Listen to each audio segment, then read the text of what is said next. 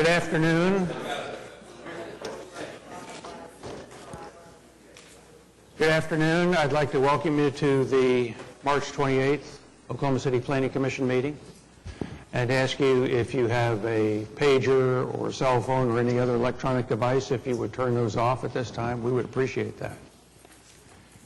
If you are not the applicant and you are here to talk to us about a case today, sign-up sheets like these are available right outside the chambers on the table, and if you fill them out, we would be happy to hear you when the case comes up for discussion. And with that, we have two sets of minutes to approve from past meetings. February 14th is first. See if we have everybody here. We have enough. Oh, move approval. Okay. Do you have a second? Second. Okay. All in favor signify with aye. Or vote, excuse me. Whichever makes you happy. There we go. I just came from another board meeting. I'm sorry. And next, the March 14th minutes. Cast your votes. And those are approved as well. Russell, continuance requests. We have 5 uncontested requests for continuance today. Items 35 through 39. 35 is ABC 781. Item 36 is PUD 1483. Item 37 is a trailer ordinance. Item 38 is miscellaneous ordinance amendments. Item 39 is C6428. That will be continued to May the 23rd. The other 4 items preceding will all be continued until April the 11th. Is there anyone here today who came to talk to us about items 35 through 39 on our agenda? Motion? Move the continuances. Second. We have a motion and a second to approve the continuances. Cast your votes, and those are approved. We have a number of new requests for continuance. Item 9 is PC 10324. That item has been withdrawn. Item 10 is C6405. That item is continued until May the 9th. Item 17, SPUD 705. That item is continued until April the 11th. Item 18, SPUD 706, has been continued until April the 25th. Item 21, C6449. That item is continued until April the 25th. Item 22, CE 835. That is continued until May the 9th.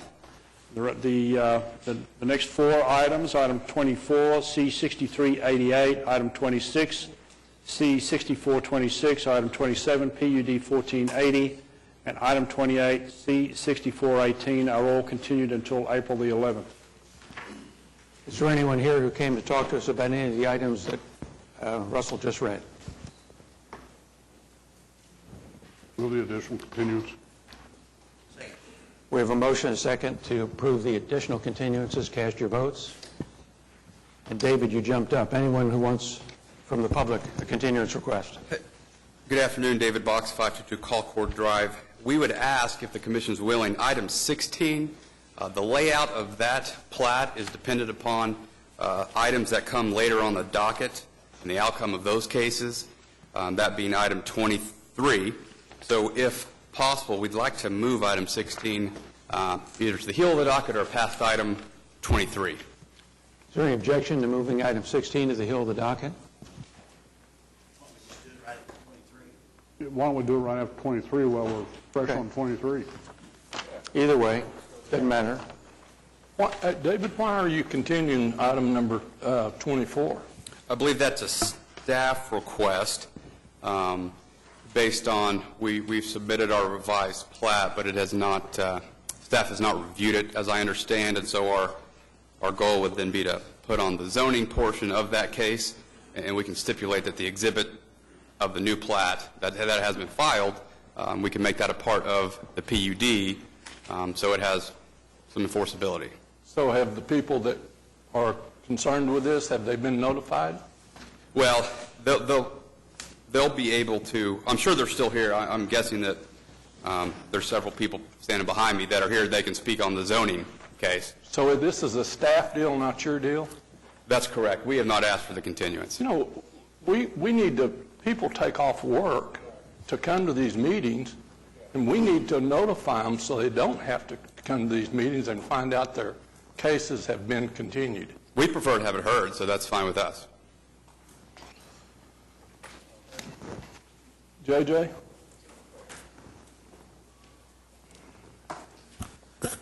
Revised plat was submitted on Friday, the same day the staff reports went out, so we've not reviewed it, any of the changes to the plat. So we didn't have enough time to notify the people that we're going to continue it? Well, We don't really have a zoning portion mechanism is for still that. on today, so they would be here for the zoning portion, Yeah, our thought was, regardless. I don't have a problem with continuing. I just, I just think we need to notify people and. I think the So they don't have to protest take that's off. here will be relevant to both the zoning and the plat, and if the zoning obviously doesn't happen, then the plat becomes at least a moot point for, the time being. So we prefer to have it heard, obviously. It's already been continued, so. But it's also a problem for the staff to figure out who to notify if they don't have, I understand that, yeah, but so I don't know still. sometimes how we do it. How do we do it? I know, but that's, when people take off work to come up here to, Oh, I mean, I agree and I understand. But in some cases, I just don't know how it's practical to respond in that way. I think this was something that I took time at the end of our last meeting to talk about.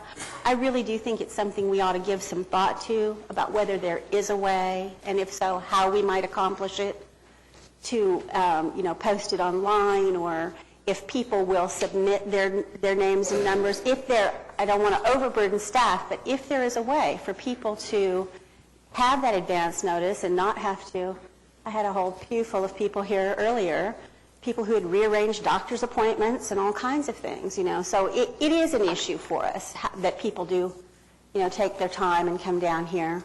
The lawyers and engineers and people who we see regularly, this is part of what they're doing for a living, but for people who this may be their one and only contact with City Hall, I think it is a problem. Okay, there were 3 people who signed up for item 17, which was the Chesapeake request at 49th Street. Are the 3 of you here and you understood that the item was continued? Okay, I just want to make sure. Are there any other continuance requests from the public?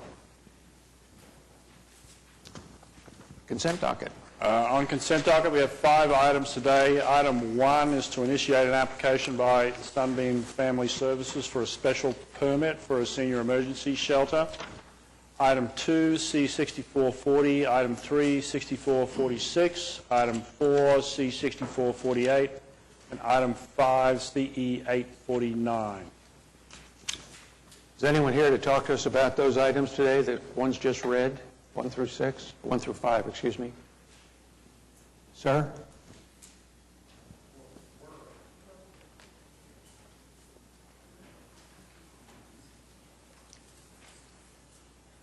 Give us your name and address, please, and tell us which case you're... I'm Ed Poulter, 10408 Northwest 41st. And we're here just to get a variance on that, On what? on our case there. Which case is it? Number 5, 849. Okay. You're not protesting this? No. Okay, you're fine. Okay. Thank you. Mr. Chairman, I have a question on number 4. So if we could pull it in order, I'd appreciate it. All right. We'll take a motion to approve items 1 through 3 and number 5. So moved. Second. Okay, cast your votes. And that's approved. Let's hear number 4. And item 4 is C6448. This is the final plat of offices at Market Center, Phase 2. This is in Ward 7. Applicant here? While he's coming up, Mr. Chairman, the question I had is really for staff. DE3 talks about a fee in lieu of building sidewalk.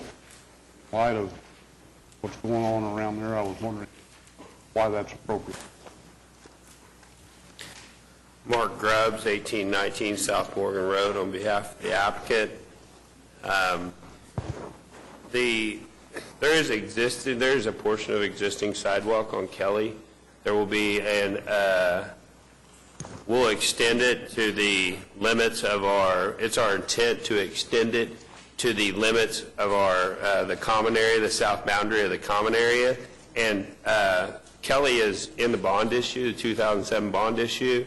So to extend any more, when they'll do improvements later, the staff recommend we just pay a fee in lieu of. So. So if the sidewalk's going to be built in the bond issue anyway, why is the fee in lieu appropriate? JJ? That's the way the ordinance is written. It's required that he either build the sidewalk or in an area where there's a planned improvement, he will pay the fee in lieu of building the sidewalk. Very good. It's a very small portion. I know it is. It just didn't look like it fit. I guess it makes our city dollar go a little further. A little bit. Move approval of the application. Okay. We have a motion and a second to approve item 4. Cast your votes, and that's approved. On items requiring separate vote, item 6 is V10-5803, an application by Four Corners Homes for a variance to the subdivision regs for an issuance of a certificate of occupancy. Good afternoon, Dusty Bourne with Four Corners Homes, 6180 Boucher Drive in Edmond, Oklahoma. This is the same variance that I've come before you before on Rio de Bella. I spoke with City Attorney Amanda Carpenter this morning. The pond is done. The paving contractor has pulled their permit to start the paving project that will hopefully complete Rio de Bella, and we won't have to go through this process again. Okay. Commissioners, action? Second. We have a motion and a second to approve item 6. Cast your votes, and that's approved. Thank you. Item 7 is PC 10337, application by Nashett Constructors to rezone 301 Northeast 70th Street from R1 Single Family to I1 Light Industrial, Ward 7. Good afternoon, David Box, 522 Colcord Drive, here on behalf of the applicant. Our application is for 2.05 acres of I1 zoning. If you looked at the staff report, it had a map on there that shows all the surrounding zoning. It is wedged between a sea of straight I1 zoning, so we felt that the application was compatible with the existing uses. It's also right across the street from an application that came before this commission in the last 6 months, and it was also straight I1. So staff recommends approval, and we would ask for your approval. No one signed up. Mr. Chairman, this is a question that I have most of the time when you come in with just straight zoning. Would it be feasible to put a SPUD in here? I'm just curious about the staff and whether or not the staff actually recommends a SPUD for this kind of an application because of, just controls of what's being put. Not in this case where you have industrial. Basically, that's the predominant zoning in the area, and all up and down 70th is already zoned I1 light industrial. Okay. Well, I move approval of the application. Second. Okay. We have a motion and a second to approve item 7. Cast your votes, and that's approved. Thank you. Item 8 is C6424. This is the final plat of Asheville Phase 3 in Ward 4. Warren Peacock with WPM Design Group, representing the applicant. This is a third phase of an ongoing 1-acre development at Choctaw Road and Southeast 59th Street. We agree with all the TEs. We'd be happy to answer any questions the commission might have. No one signed up, commissioners. I have one question of one. Yes. In lieu of sidewalks, you're providing trails. Yes. When I look at the map, in the previous portions of the development of the subdivision, is there a trail, is trails provided in the rest of the subdivision? What they've actually done, because of there's so much relief in the area out there, there's about 100 foot of difference between the top and the bottom of the subdivision. They've developed drainage ways with riprap and things in them. They actually have provided those as hiking trails, and we've agreed with the staff that we will post those as hiking trails, so they're a designated area for people to go out and do that. Do they connect at all? Yes, they all connect. Yeah, they connect, and we actually are providing some additional hiking trails in this section. Okay, thank you. Fire suppression, are we doing fire suppression? Yes, we are. That was a requirement in the first two phases, and we Well, are. I may have a problem with that. JJ, did we do anything with the fire department as far as fire suppression goes? I know we're having all kinds of problems with it from new construction on down, so. We had a short conversation, and I've also have a city council report that our department did back in 2011 that talked about the cost of the fire suppression systems and insurance cost, and I was going to forward that to you at a study session upcoming. Okay. Well, I just want to make sure that, you know, that these guys are the ones that volunteered to do this right off when their first phase come about, and I understand we're having all kinds of problems with selling them, people are afraid of them, and so on and so forth, but that may be something, if we get a little bit further in, you may want to come back and ask that For variance? Okay. alleviated. We'd be happy to do that. I move to approve the application. We have a motion and a second to approve item 8. Cast your votes. Thank you. Item 9 has been withdrawn. Item 10 has been continued until May the 9th. Item 11 is SPUD 701, application by Donnie and Judith Joy to rezone 5701 Northeast Grand Boulevard from R1 Single Family to SPUD 701 in Ward 7. Is the applicant here?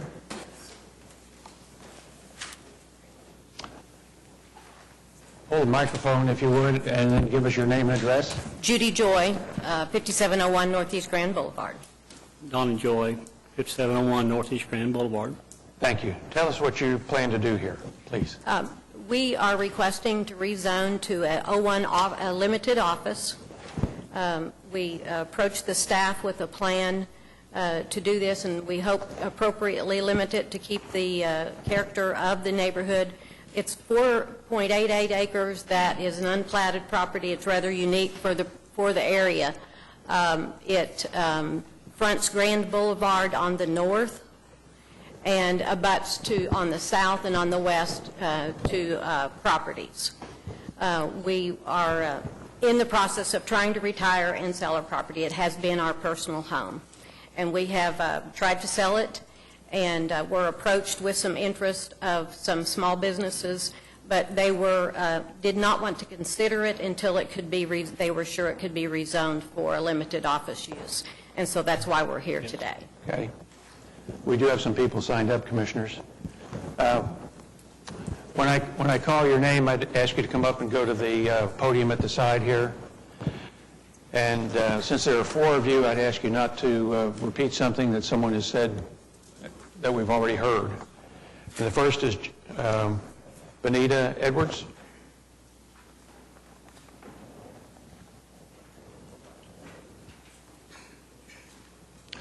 You can come straight up here, I'm sorry. That's fine. Give us your name and address, please. My name is Benita Edwards. I live at 5925 North Terry Avenue, Oklahoma City, Oklahoma, 73111. And I am also a resident of the Park Estates North, Cash and Wildwood Addition. I'm a member of the association. I'm also the vice president of the association. I was approached by one of the members, a couple of the members, that one is here tonight. Their property backs up to the Joy's property. And being vice president, they appeared to me and asked me what could we do about it. I've lived in this neighborhood for 45 years. My children grew up in the neighborhood and went to the school, Millwood School. I contacted our president, and we had a meeting. We also had a meeting with the Joys, neighborhood meeting, and we talked. But the neighborhood, we have signed petitions. We have people here that the property is backed up to their property. The consensus of the neighborhood is that we do not want any businesses or commercial at that area. We want to contain it as a residential area. And nobody wants it backed up to their property. There is no assurance that after they sell the property, it cannot be converted to, be sold by someone else, to someone else. Well, it can always be resold, but And they have if no we did control. if we did approve this SPUD, any future purchaser would be limited to the same restrictions that the Joys would be should this be approved. Just so you understand that if it were to change hands, that didn't necessarily mean anything else would change other than ownership. Okay, I'm speaking for my community, though, my neighborhood. Ma'am, there's a question, Ms. Edwards, from Mr. Gales. Well, no, I was just going to point out, another way to look at that would be for you all, do you have a copy of the staff report that shows the proposed uses or the restrictions? What does it look like? Looks like, Do we have that? Can you see it? well, You're going to have to wait. We'll call you Chairman back. was explaining to you is those items listed on the bottom of page 1 and at the top of page 2 are the only uses that will be yeah, allowed we do have that. Okay. in this. They won't be able to do anything else, and should they sell it to someone else, they will be bound by those same uses. Now, if there are uses in there that you think are not compatible with the neighborhood, that's what you should be talking with us and with them about, to take those uses out if they're not compatible. But they've restricted it to just these uses, and I wanted you to understand that. Okay. Also, what would that do as far as we felt like if we opened it up to this project, it would open it up for someone else to come into the neighborhood and do the same thing? Do the same thing only. In other words, not do something else or in addition. In other words, the uses that are listed here in the staff report are the only things that the Joys are asking to be able to do. Should they sell the property, which they've already said they intend to do, whoever buys the property would only be able to do what is provided in this document. Mr. Chairman, I think her point was that their concern is about, domino effect and the precedent that this zoning would set and its impact on surrounding properties. Correct. Well, the surrounding properties are established residential. And so is this. I mean, the perimeter is already built. Her point being that this is also established residential. Yeah. I'm clear, ma'am, while you're standing in front of me. None of the houses in your neighborhood front onto Grand Boulevard, as best I can tell from looking at mine. Right? Is that right? They all front Incorrect. to the... Incorrect. We have 2 blocks of Grand Boulevard that face Grand Boulevard. And is that back to the south and west? Southeast. Southeast. Southeast? Uh-huh. Okay. All right. The 2 streets that surround this don't front onto Grand, though, it looks like. 56th and then Rhode Island. No. The house is 56 to 58, and then Rhode Island, and those don't have any, obviously they don't front onto Grand, right? No, they don't front on Grand, but this property is backed up against them. I understand that. Okay. I understand that. Okay, thank you. I have a question, Mr. Chairman. J.J., what encompasses personal services restricted and personal services general? I should be more aware of those, but like what could you do with those 2 uses with this property? Personal services are like reducing salons, dancing and music academies, those kind of things.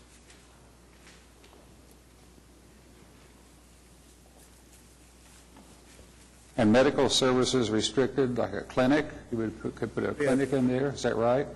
Doctor's office, An dentist. AM, PM clinic kind of thing, or that sort of... Doctor, dentist.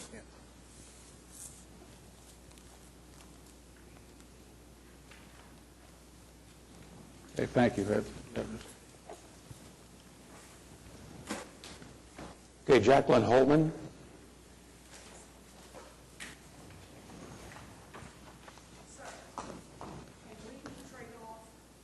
Sure, doesn't matter.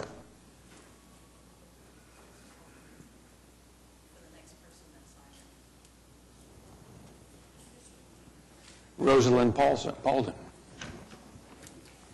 I thought you all just sit there and decide for me. No, I didn't.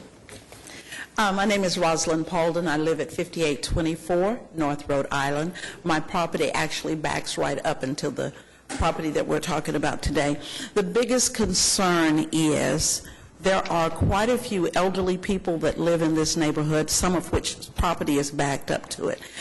Single women that have been there for many, many years on fixed income, and, you know, just the value of their property or not knowing what's going to happen. That's a problem, and they're concerned about that and the things that will go on. Now, you were talking earlier about some things that might be there.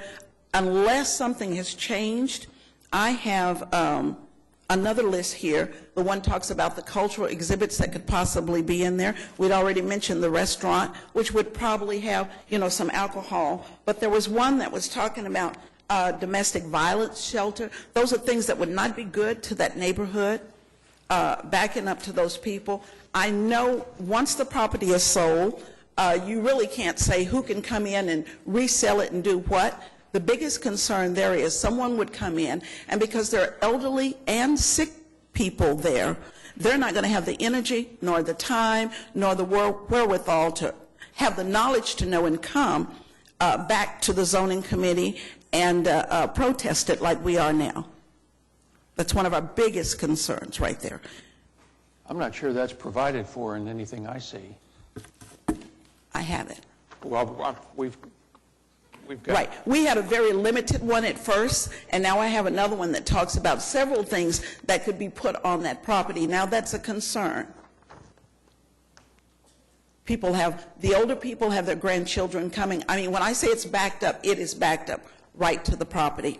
Well, I understand that. It's a shared property line, I understand. Right. And we do, you know, I would like to see them sell the property, but not at the expense of the people that live in the neighborhood. Ma'am, what is that document you're looking at? Could you Would you like to see it?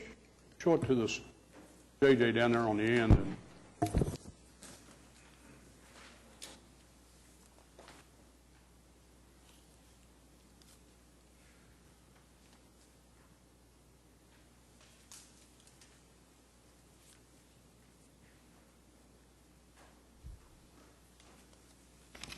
It's the list of use unit classifications out of the zoning code, and she's highlighted the permitted uses. I think that where the confusion comes in, cultural exhibits, which is a permitted use, is highlighted, but right underneath that is domestic violence shelters, but it's a new category, a different category that's not allowed in the proposal. I think only the ones highlighted in yellow are included in their proposal.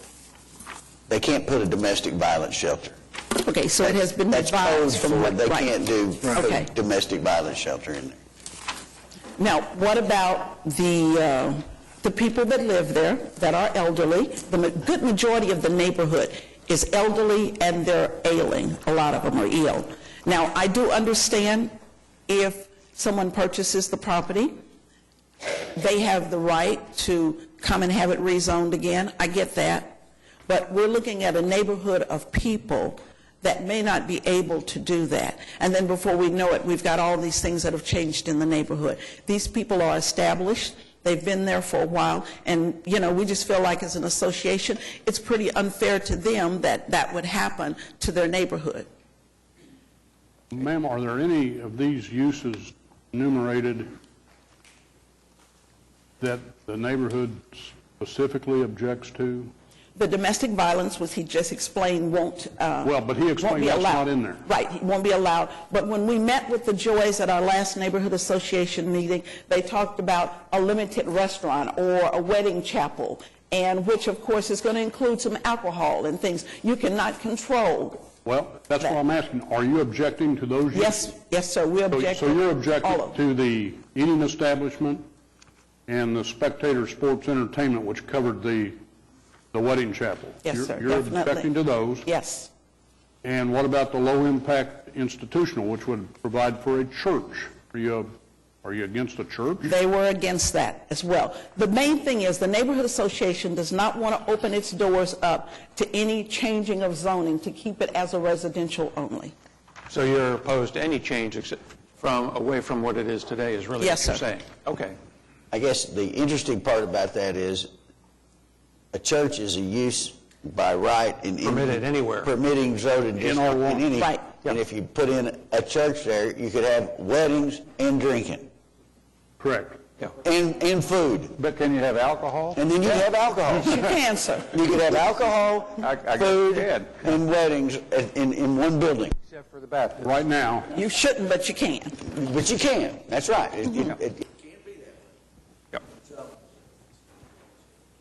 And that's why we're in protest today. Okay. Right. Thank you. Ms. Holman?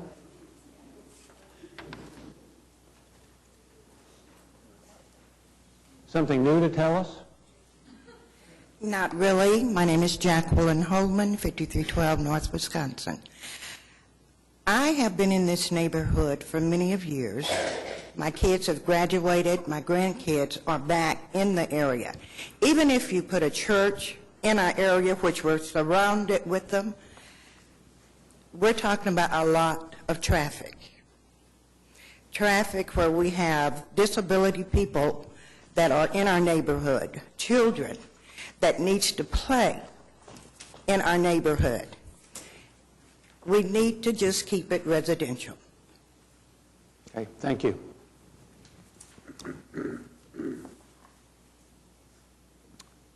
Mr. Ms. Joy, anything you'd like to say in response? Yes, we do appreciate and have lived in this community for 14 years. And when we wrote this, we understand everything that they're saying and the fear that they have. But what we felt we did when we approached the staff was to appropriately limit it, and I believe in the report the staff does agree it's appropriately limited to the provisions that we have asked for. There will not be a traffic issue, I don't believe, because currently the entrance and exit to this is on Grand Boulevard, and that will not change. The application appropriately limits the one entrance that is in Rhode Island on the back to emergency use only.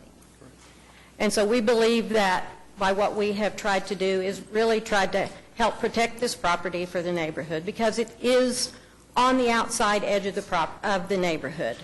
One of the complaints was that, in the protest at least, was that it was not a planned part of the neighborhood. Well, it wasn't, because the neighborhood actually grew up around this property. The house was built in 1953. The old barn that's on it's 102 years old, built in 1911. So the neighborhood actually grew up around this property, thus why it doesn't really fit within the neighborhood with the size of the homes. And when we tried to sell it as a residential property, we were not successfully able to find someone that wanted to move into the neighborhood based on the size of the other homes. We have found some interest of small businesses, but again, as I spoke before, they were a little concerned about buying the property and not being able to get it rezoned, and so that's why we were here today. Commissioners, discussion? Ms. Joy, let me ask you this. You heard the protest, and apparently there are two uses that you're asking for that are the most sensitive, that being the spectator sport, the part that allows for the wedding chapel, and the restaurant. Would you be willing to take those out and leave the rest of them, the medical services and the basic office operation? I would like to request that, or point out that there is not allowed a restaurant. There is allowed catering in association if it were a wedding chapel. That's limited. See, I believe it's... No, I understand that. That's what it says. Oh, okay. But if you took the wedding chapel out, the restaurant deal would come with it. That's what I'm saying. I see. Wouldn't bother me. Yeah, I think we could take that out. Thank you. Mr. Chairman, I have a few comments. I went out and visited the site. It's beautiful, and it's almost 5 acres. It's a real nice site.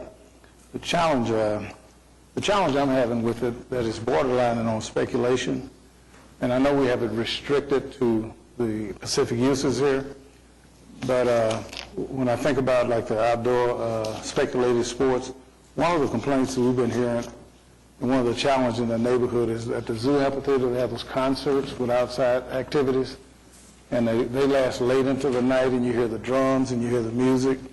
And I would feel more comfortable if we had a specific person that was going to operate it. I don't think the Joyce is going to operate it. They're looking at finding opportunities by having it zoning changed to seek other type of activities there. And that started concerning me, and Councilman Kelly went out and looked at it, and we kind of both was at the same conclusion with it, and so I feel like I just couldn't support it going into this. If we had a Pacific owner, they might would operate it that way. I think Mr. Joyce shared with me that a person from Norman was looking at doing a wedding chapel, but they turned striking that. But they turned it down because they said Cole's Garden is there with the wedding chapel. So a lot of businessmen attracted there. They said if it would be zoned, we'll let them come in and ask for the zoning or make a contingent. So I can't support it like it is. Well, but what I'm having trouble with is if you take out those uses on page 2, spectator sports, the eating and the low-impact residential, which was the church, which can go into R1 anyway, you're left with 9 uses that are listed on page. This whole SPUD is limited to 9 uses listed on the front page of our staff report, which is very restrictive. Right. Except for the personal services part of it. Yeah.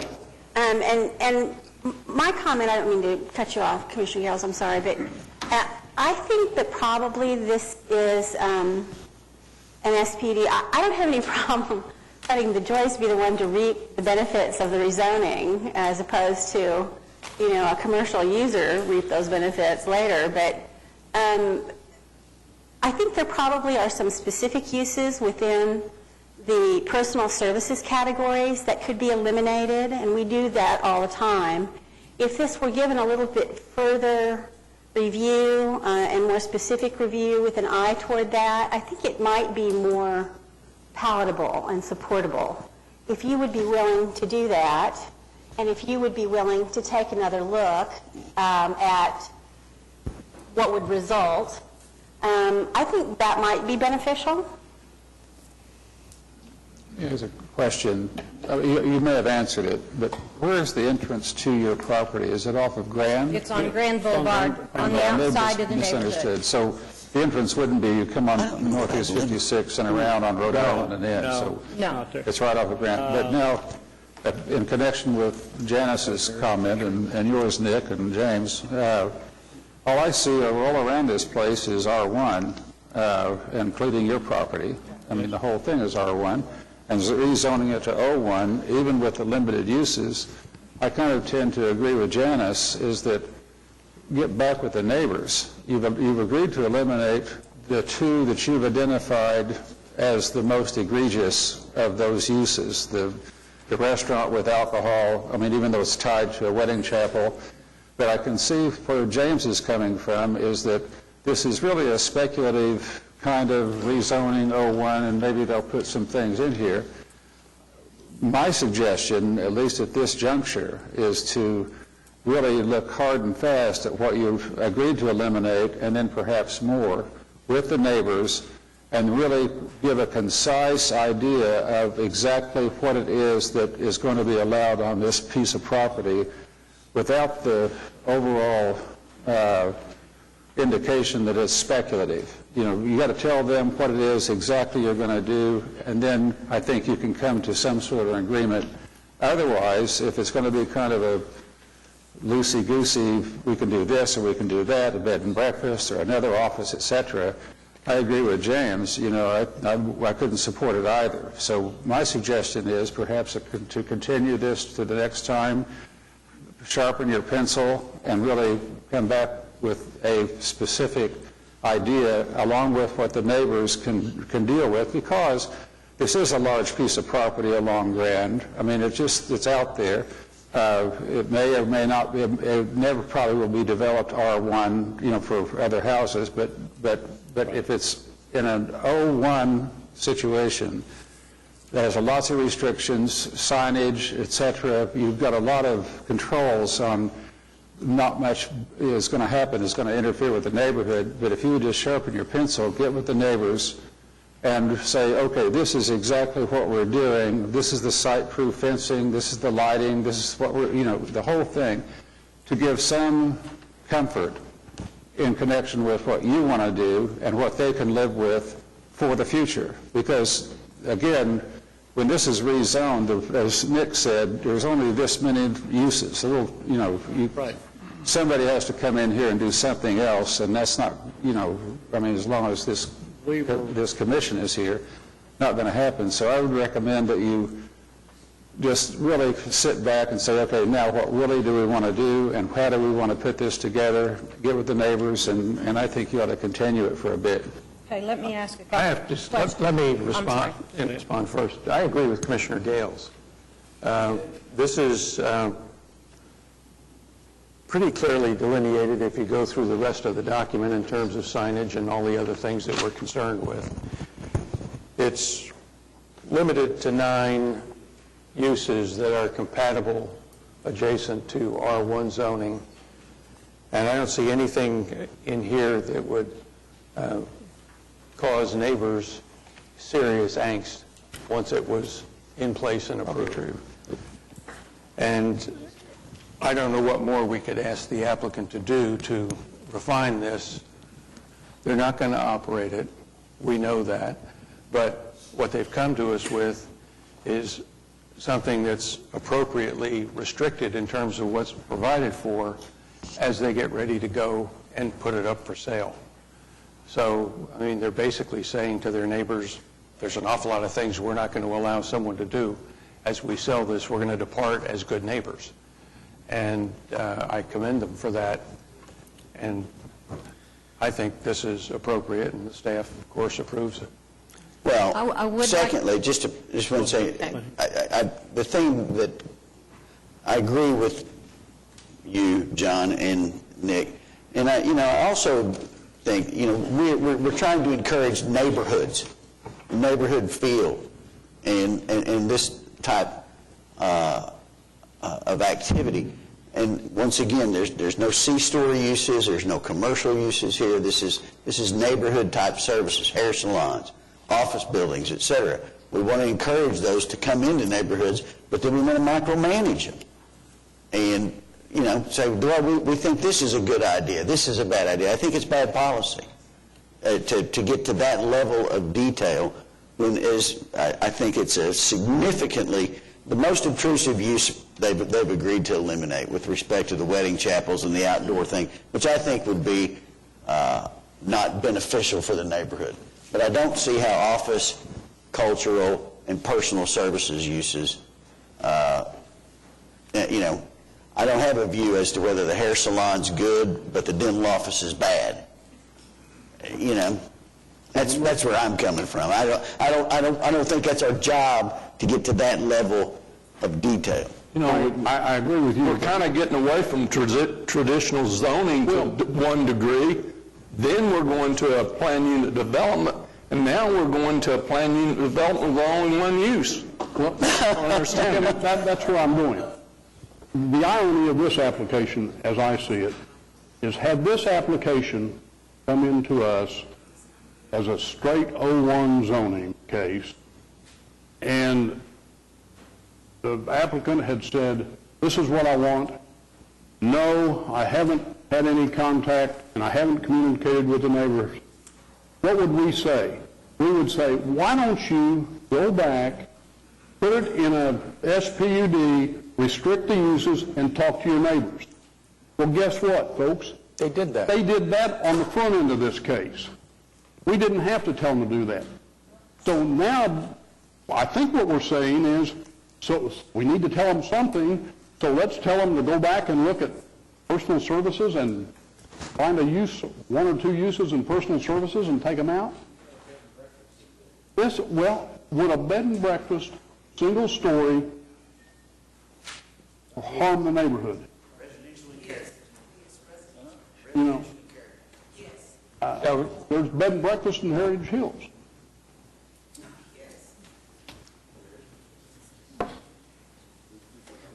Could I We don't now- speak out loud. So, Sorry, could I now maybe yes, respond? go ahead. Okay. After hearing all this, and I appreciate all of the input, but I feel like when we put this together, we did put this together with our neighbors in mind. We felt like, and the staff agrees, it's appropriately limited. Now, I'm not sure which personal services are you talking about, personal services general or personal services restricted that you were questioning? Ma'am, I'm not questioning them at all. I think your application is appropriate. Okay? That point was brought up. I have read, we have studied, we have thought, we've lived in the neighborhood for 14 years, and we know they don't want multifamily housing. We know we don't want it commercial. But this has a 102-year-old barn. We would like to see protected and not destroyed. We are asking for no changes. We're asking that, or we're limiting it to even the tree canopies must remain where they are. And you can't even see these homes that back up to it when these trees are in full bloom. It is that secluded. All of the uses, the entrance and exit is on Grand Boulevard. There will be no more traffic. We have agreed to limit the inside of the neighborhood access to emergency only. So I'm not sure what else we could do. When the neighbors, we sent a letter on January 12th, about 6 weeks before we ever even applied. We asked the neighbors, sent it to all of the people in the 300 radius. We gave them our name, our phone number, generally what we were wanting to do, and invited them to call, and we received one call. Then when it was up for vote on February 28th, the city sent out the notice. We found all of these protests. So I called a few people and asked them, I said, you got the letter, why did you not call? There was really no answer. But to make sure that we complied, and it's true, we only sent it to the 300, so we said, okay, every single person who signed that protest, we either personally called, left a phone message, or hand-delivered a letter to their door inviting them to the meeting that we went to. March 4th. And we took the staff report and we gave a copy to every single person at that meeting. Yep. We went through the whole thing and we stayed till every question was answered. And I don't know what more we can do. Yeah. I just believe... We're very interested in preserving, if not even improving, what is on that property. There is a lot of history there. The barn was built for a horse barn, and we are told that it was part of the Townley Dairy, and I believe it. There's a fireplace about the size of a Volkswagen. Mr. Williams just looked at it today. It's amazing. The architectural stones that are in that thing, it was built out of clay that was hand-dug. It took, at least it appears to me, hand-dug, hand-chipped, and hand-stacked. The exterior wall stones appear to be the same stones on the inside. It's that kind of a building. Very rare, very unique. And we're trying to make sure a business, we think, will properly take care of it and keep the grounds improved. The trees in the canopy on that property, there are a lot of trees that are way over 100 years old. And the grounds is well maintained with proper water drainage. It would make a beautiful place for children to play. If a business had such a mind to open it for that purpose, it could very easily be done. The home was built specifically as an architectural design home for Mr. Barrett's. It has the essence of his business there as well as his home. And it can be very easily opened up as an office to receive people without much changing.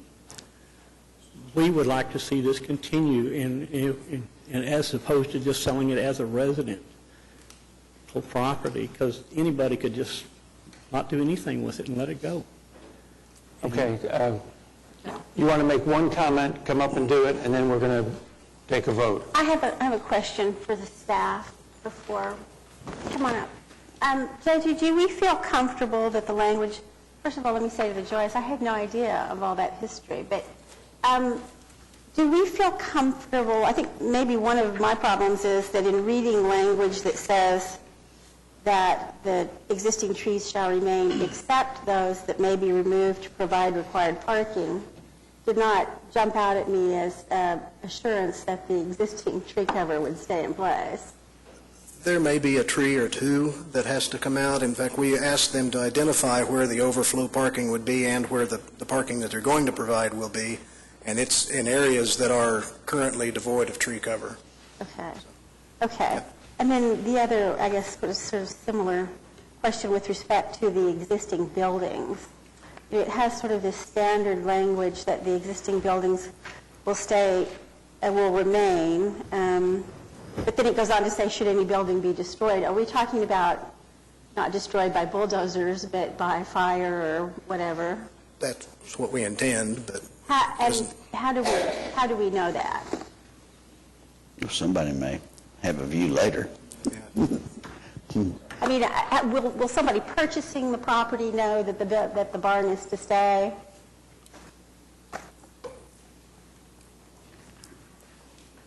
I don't know if we can we legally require that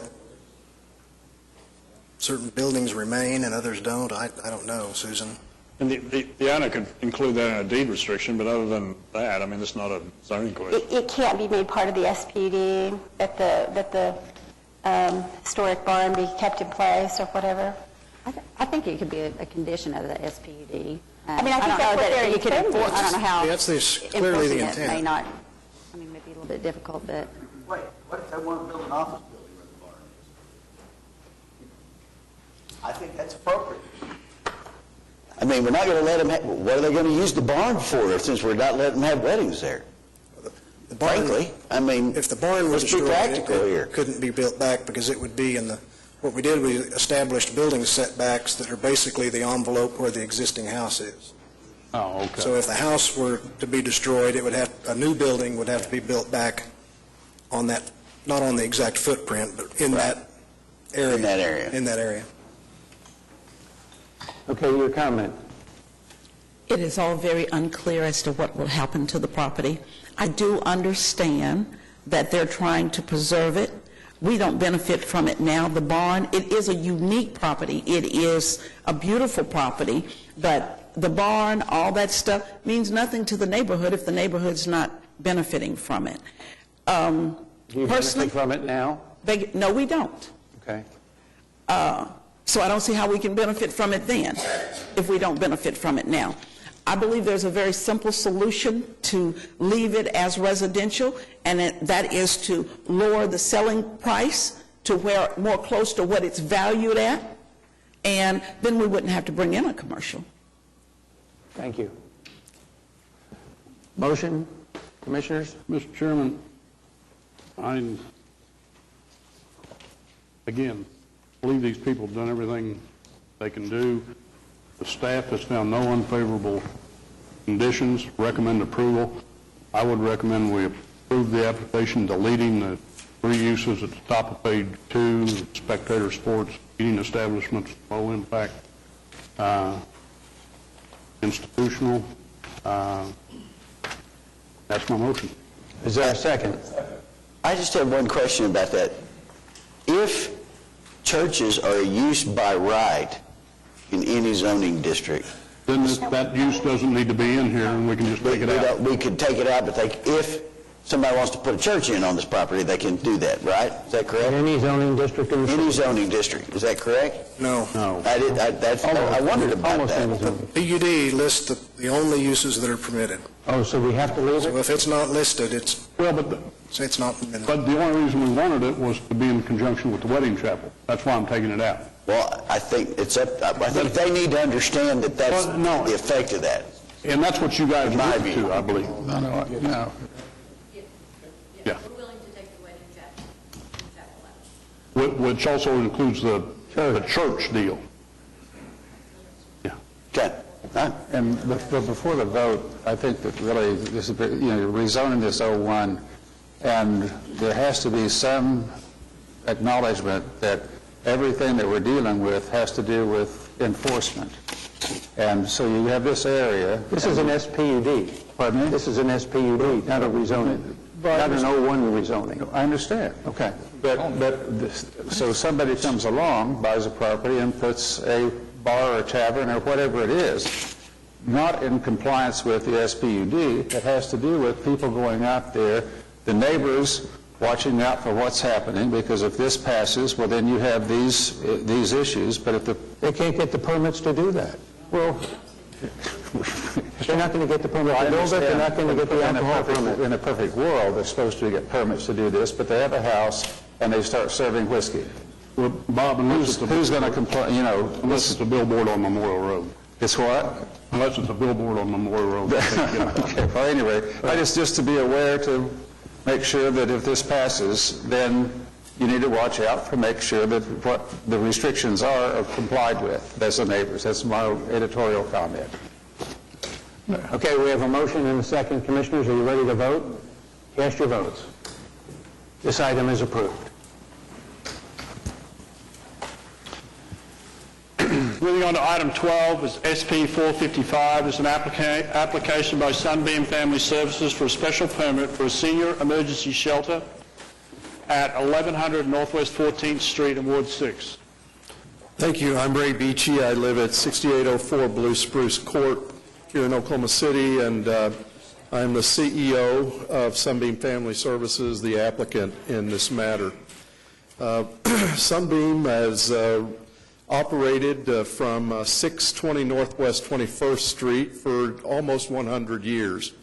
Has during that time provided services to abused and neglected children, operated a counseling clinic, has provided services to seniors, and also has done foster care and early childhood education. When we went to that address, we were on the outskirts of Oklahoma City. And we have outgrown the space, but throughout that 101 years, I have no reason to believe that we were ever a nuisance to the neighborhood, that we've tried to be good neighbors. We have included the neighborhood in everything that we have done. And in fact, we've probably, with our we are lawfully non-compliant with the zoning of the neighborhood. There are things we could do, we chose not to do because we wanted to be a good neighbor.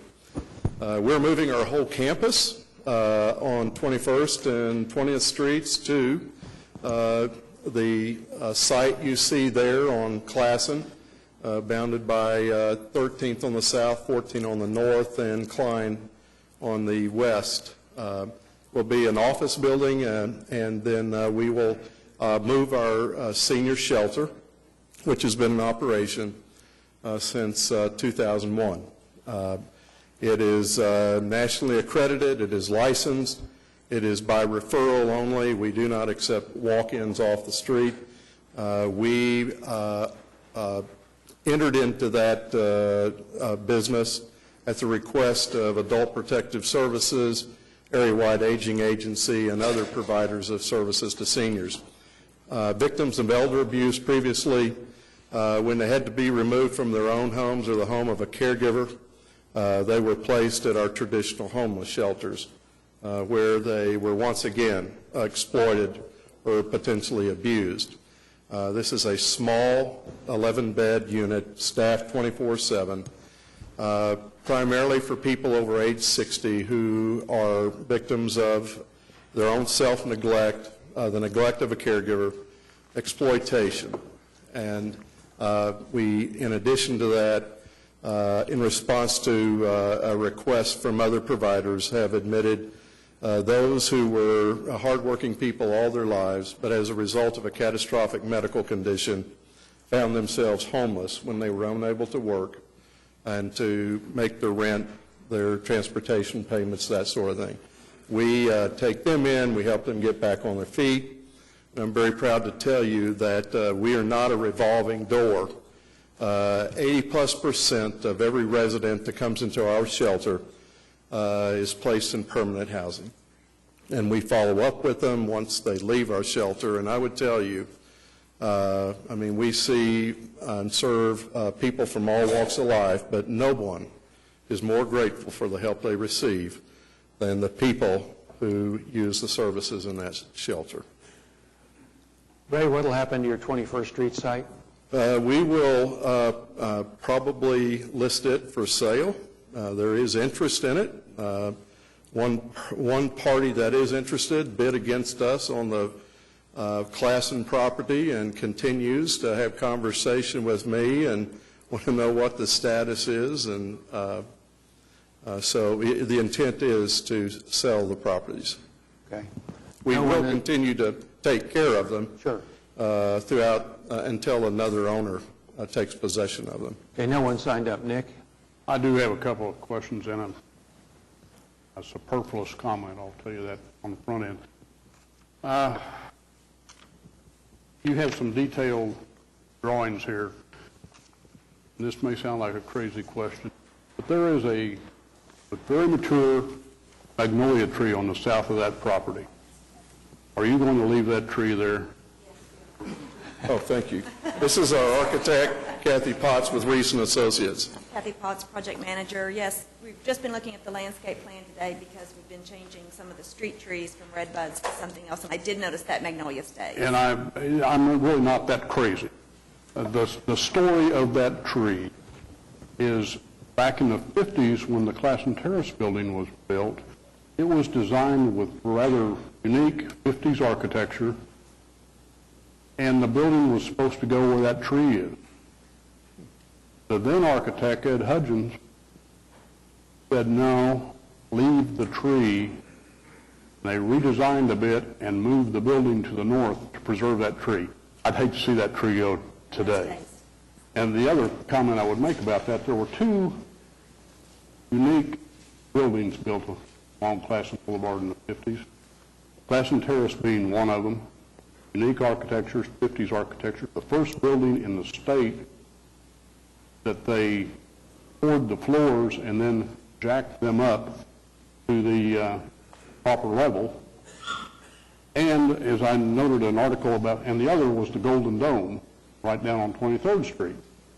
I noticed that in the article over the weekend, our architect was citing the Golden Dome having a terrazzo floor. What a shame it would be if it was gone. Well, you know, Klassen Terrace building was unique architecture, built at the same time, and had a terrazzo floor. No one screamed when that building was demolished. Even after the state had spent better than $1 million on cleaning it up and getting the asbestos out of it, still, no one said anything about that unique piece of architecture.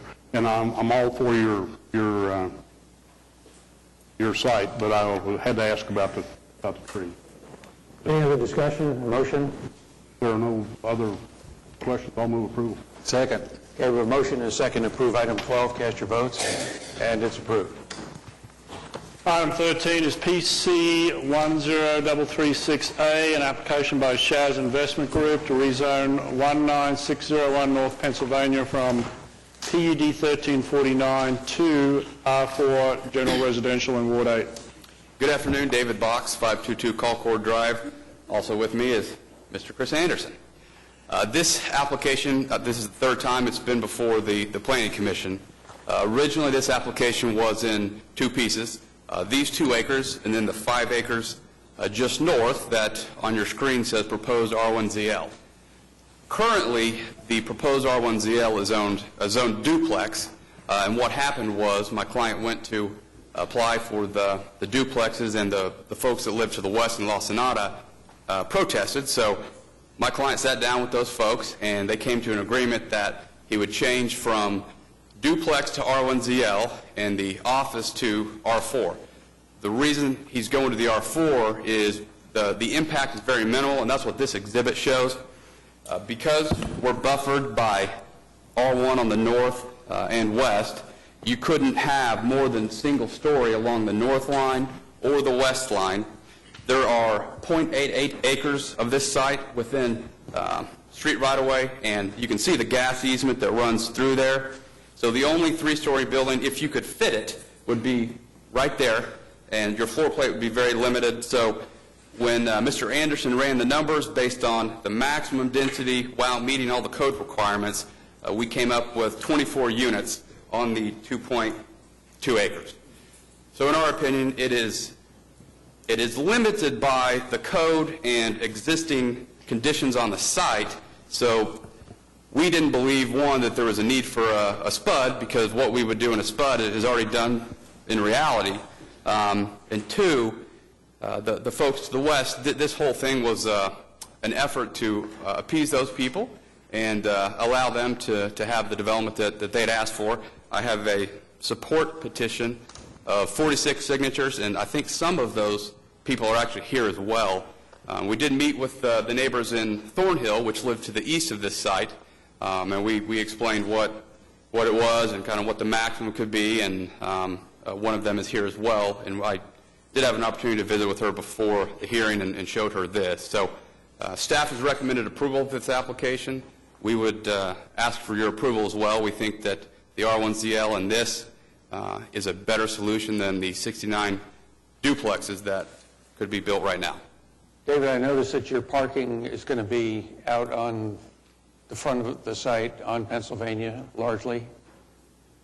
All of this is parking through here. Yeah, but also up and down Pennsylvania. Is that not, I can't see it very well, but. Yes, we are showing parking there. Again, this is just a conceptual layout. Well, I would just ask that you do some really seriously decent landscaping along Pennsylvania. I mean, it's just, your asset straight zoning, so I mean, but give that some consideration, at least from my point of view. We do have people signed up to talk, so we'll call on them. Elizabeth Miranda. Can you give us your name and address, please?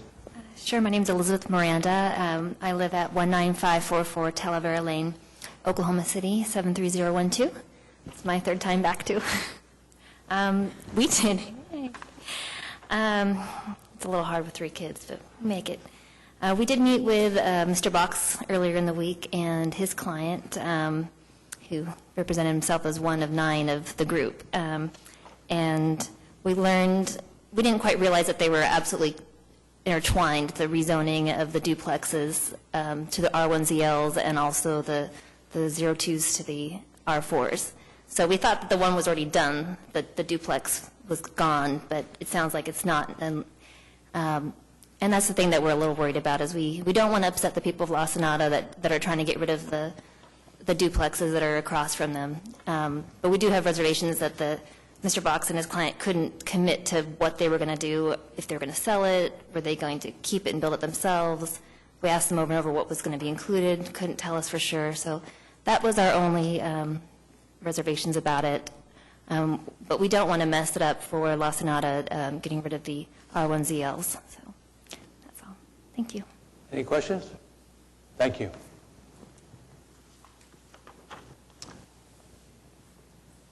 Kenneth, I'm not going to pronounce this correctly.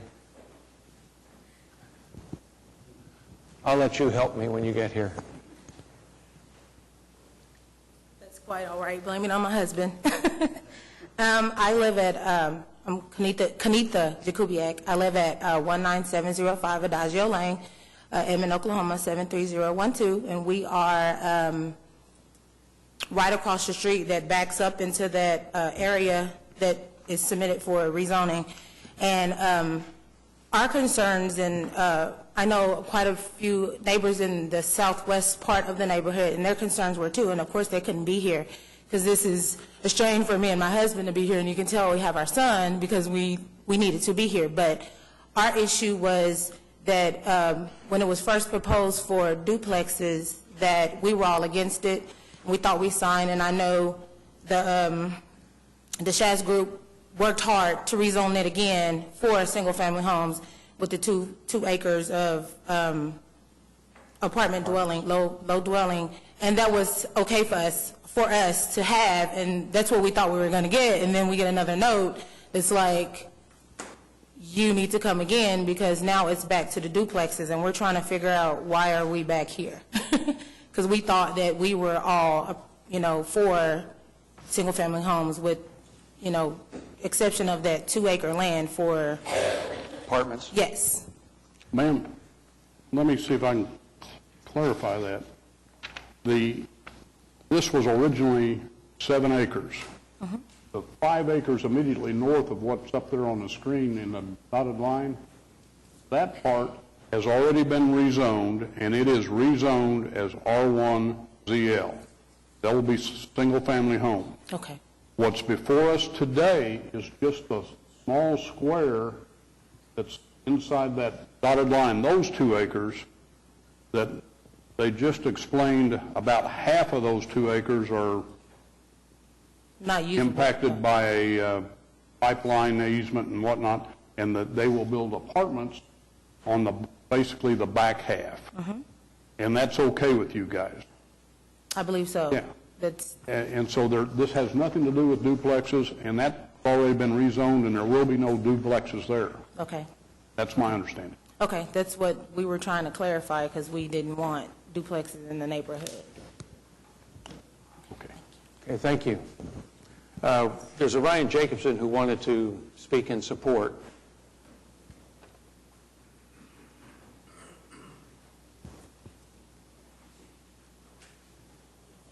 Hello, my name is Ryan Jacobson. I live at 19812 Adagio Lane. I wanted to just speak in support of this proposal. As stated before, it was duplexes. This was part of the proposal to get it zoned to homes. I'm 100% in support of that. For everyone that I've spoken to in the neighborhood, and I've went door to door, did not want duplexes, and they do support this as well. Obviously, many of us can't be here today, short notice and work, but I am in support of that, and that's basically what I want to say. Thank you for coming down. I just want to be really clear that I understand. You get that this piece of property is not going to be a single-family home. Right. Okay.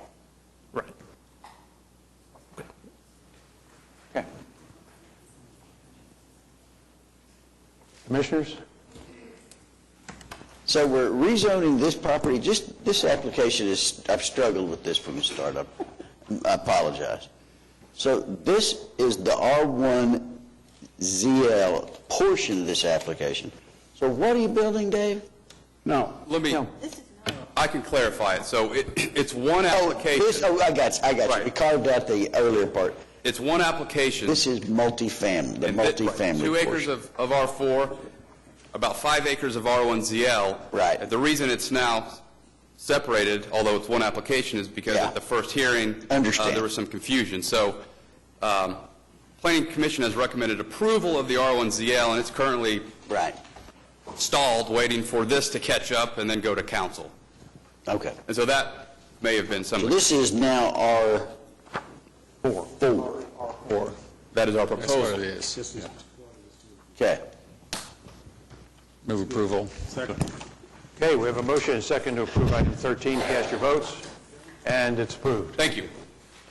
Item 14 is C-6437. This is the final plat of Truman East Edition in Ward 7.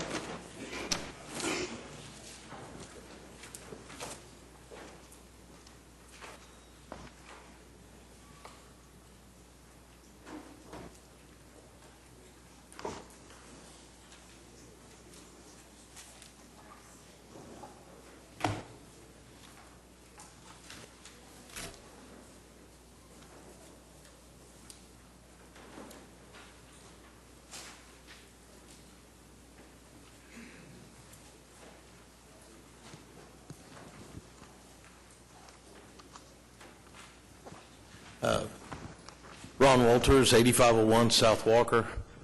I'm here from the last meeting. This is a continuation. Oh, they got my picture. Thank you. This is a little cluster development we're doing in the just west of Moon School, east of the old Truman School site in the northeast area. We came in front of y'all 2 weeks ago to try and get our plat approved on this. There were some questions, some issue about parking in front of the garages and our setbacks, right-of-ways, this kind of stuff. Since that time, we've met with staff and Mr. Williams, and I think remedied our situations. I think if I've got this all right, What I'm here today is hopefully to ask for approval of the plat as shown, and then to ask for to allow a 6-foot setback on Missouri and Nebraska. And we're also have changed on the Missouri side.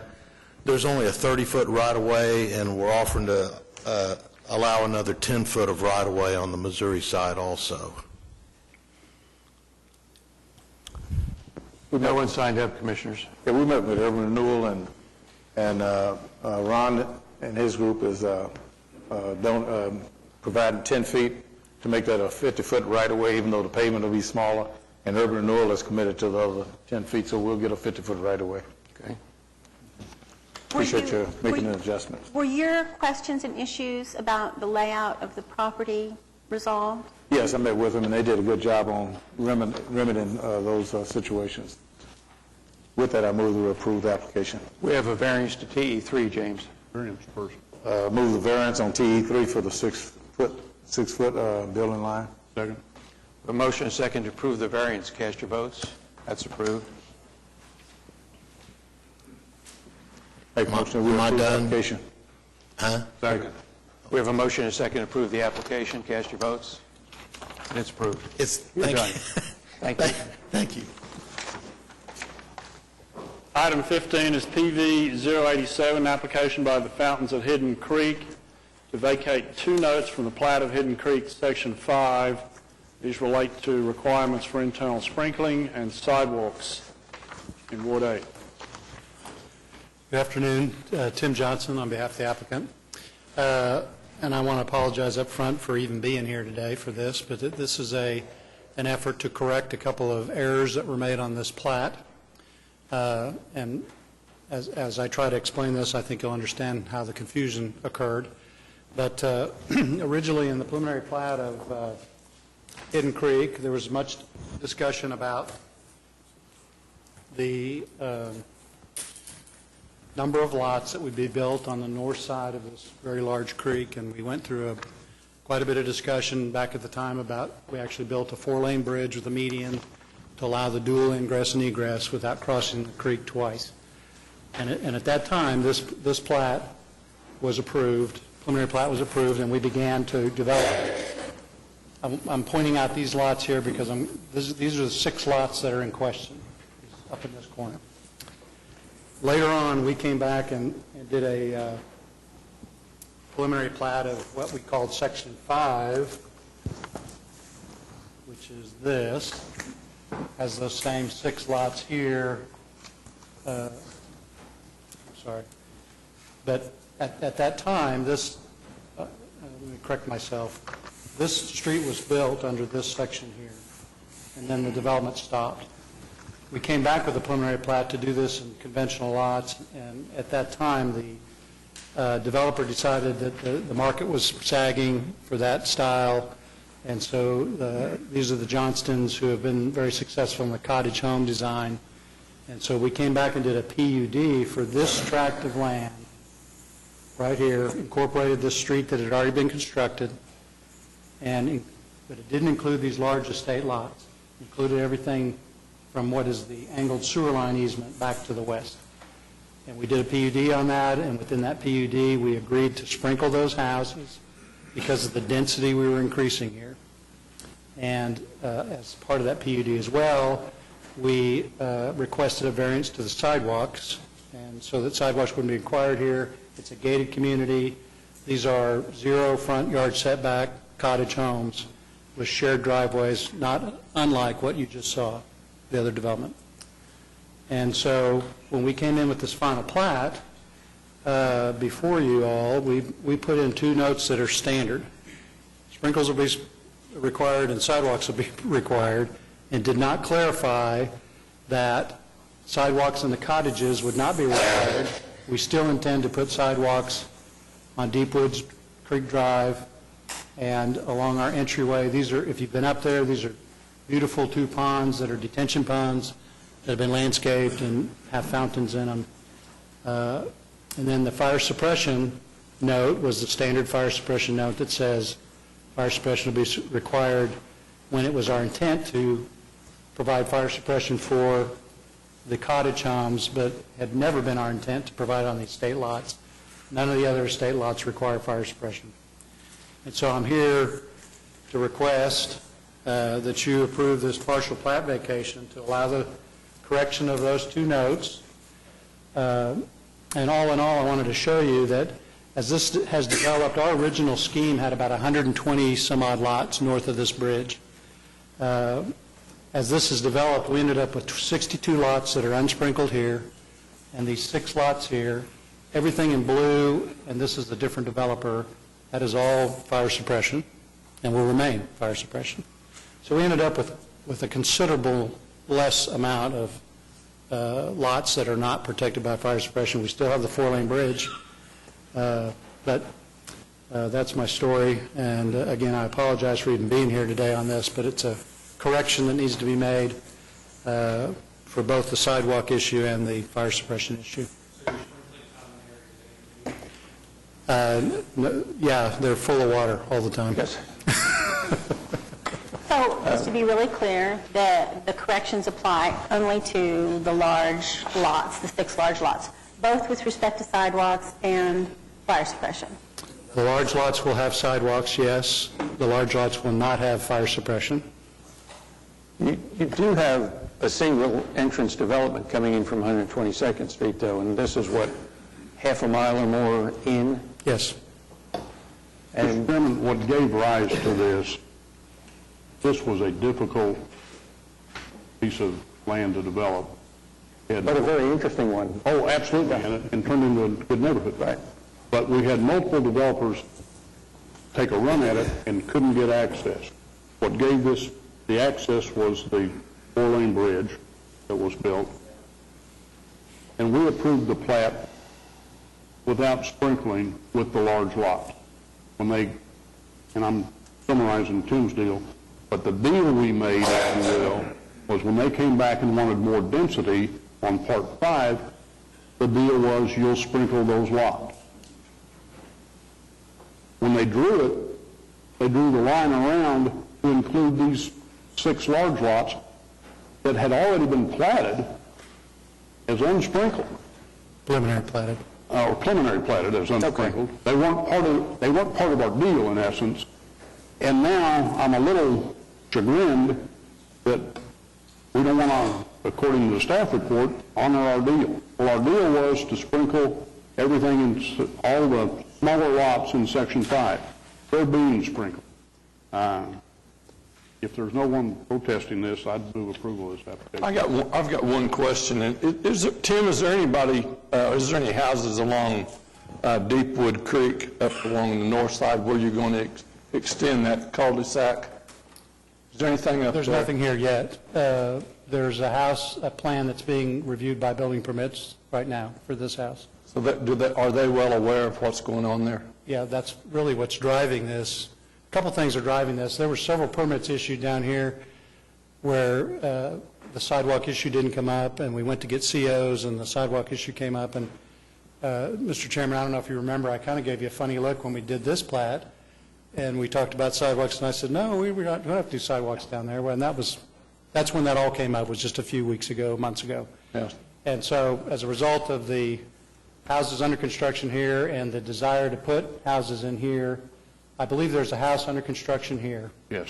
And that's the key, is they want to make sure the sprinkler issue's resolved before they finish the house. You know, somebody buying a house on a quiet cul-de-sac and then getting it tore out and having a through street, okay. Oh, no. So Tim, you're not sprinkling those 6 large lots because of the size of the lots? That's the desire, is to not have to sprinkle them because they're going to be large homes, and as you found out, as the commission has found out, the cost to do sprinklers in residential is much more costly than expected. Well, this is my comment, Jim, and I appreciate what Commissioner Gale said about what went before and what's now. But I just can't oppose the fire department. I think that, when the fire department is just dying to have homes sprinkled, we've learned that over the past several years with committees, et cetera, and it's not that I have any kind of disdain for the engineering division, but I would favor removal of the sidewalks in those garden homes. You know, they're saying keep the sidewalks, well, I don't do that. So I support the staff, and I would rather have you have those houses sprinkled. I don't think it's an issue anymore about the cost, et cetera. So with respect to that, I couldn't vote in favor of deleting any requirements for sprinklers. I'm supporting the fire department. So. Well, but the fire marshal didn't want them in the first place. Didn't ask for them in the first place. He got them by error. That's the whole thing. But the point is, they got them. Well, you know, I mean, any trick in the book, kind of. Well said, Mr. Lawyer, but honor your deals. And then my motion was for approval. We have a motion and a second to approve item 16. Cast your votes. Thank you. Recognizing that big houses burn just as fast as little ones. That was item 15. I understand item 16, we're moving that till after item 23? Yes. Right. Right after 23. Item 17 is continued until April 11th, and item 18 continued until April the 25th. Item 19 is PUD 1487. This is an application by CEU to rezone 1401 Southwestern Avenue from I-2 moderate industrial and I-1 single family and scenic river overlay to PUD 1487 in Ward 6. I didn't realize to be back up here so soon. Well, you're on a roll, Tim. Yeah. One for one. Tim Johnson again on behalf of the applicant. This is a request to do a PUD for a temporary use on some property that, as everybody around the horseshoe knows, has been used for an airport for a number of years. Although it has quieted down over the last couple of years, it's still being used by the Oklahoma City Police Department as their helipad launching area. This is the northern portion of the entire airport property that we're asking to be rezoned. The zoning case has a sunset clause that after 3 years it reverts back to its existing zoning. The way that we've approached this project is we had a very good meeting with the staff, and I thank the staff for putting that together because we knew we'd have to go to the Scenic River Overlay, of which we did, and they approved this application. In their approval, they had 6 or 7 items that we agreed to, and we've incorporated those. And there's a little bit of language that needs to be added with regard to the meeting that was held last Friday with the police department. But after the Scenic River Overlay District approved it, we met again with the staff who advised us the police department had some questions and issues, met in the field with them on Friday, where they actually took their helicopter north and south, showed us the areas that they wanted to restrict the use from, and we've agreed to that. And that's shown as the hatched area east of the green area on the plat. The drawing you see before you, the green area shows the area that is not paving today. The area that is gray is the old runways, taxiways, and some paved surfaces that serve some storage buildings. The stage will be located at the far north end, backing up to the river area. The only permanent structure that will be built as part of this application is the stage. There's no such thing as a temporary stage in today's entertainment world because of the dangers that occur and have occurred over the nation with regard to collapsing stages during storms. So this is a permanently designed structure that will be designed to be taken back down after this project is over with and moved to another venue. Every other structure that is shown on here will be temporary in nature, tent-like concession areas, tent-like entertainment areas, and then a tent-like gateway. Just south of the large runway on the north is the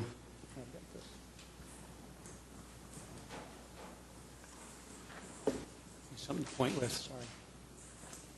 Just south of this area, the darker green area, is where the fence would be, so all of the participating attendees would be north of this fence. Everything in the lighter green would be parking that would be permitted, again, on a temporary basis. on the grassy areas, not unlike the fairgrounds. This is a venue that is going to be used 2 or 3 times a month during a season which runs from the spring, March to May to October. Tim, where is the helipad? They operate out of this building, and this line indicates an area which is south of our PUD application as well, but this is the area they wanted to have cordoned off, and we've agreed to do that. They currently have a drive here that we've, as part of our agreement with the Scenic River Overlay, we agreed to provide more access onto Western Avenue.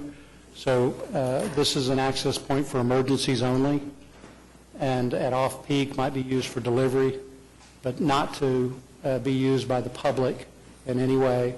The larger drives that exist, the old main drive into the cafe and where the terminals were, is this one on Western, which, as you can see, is over 1,000 feet south of the river. And then the second drive, which is about 500 feet further south from there, is another drive that we'll use to gain access, again, to the hard surface. Tim, while you're on the driveways, that is the one concern I have on this application. Obviously, you're building the driveway to the south. That's being added. Is there a way to reconfigure that a little bit and get a third unrestricted driveway in there?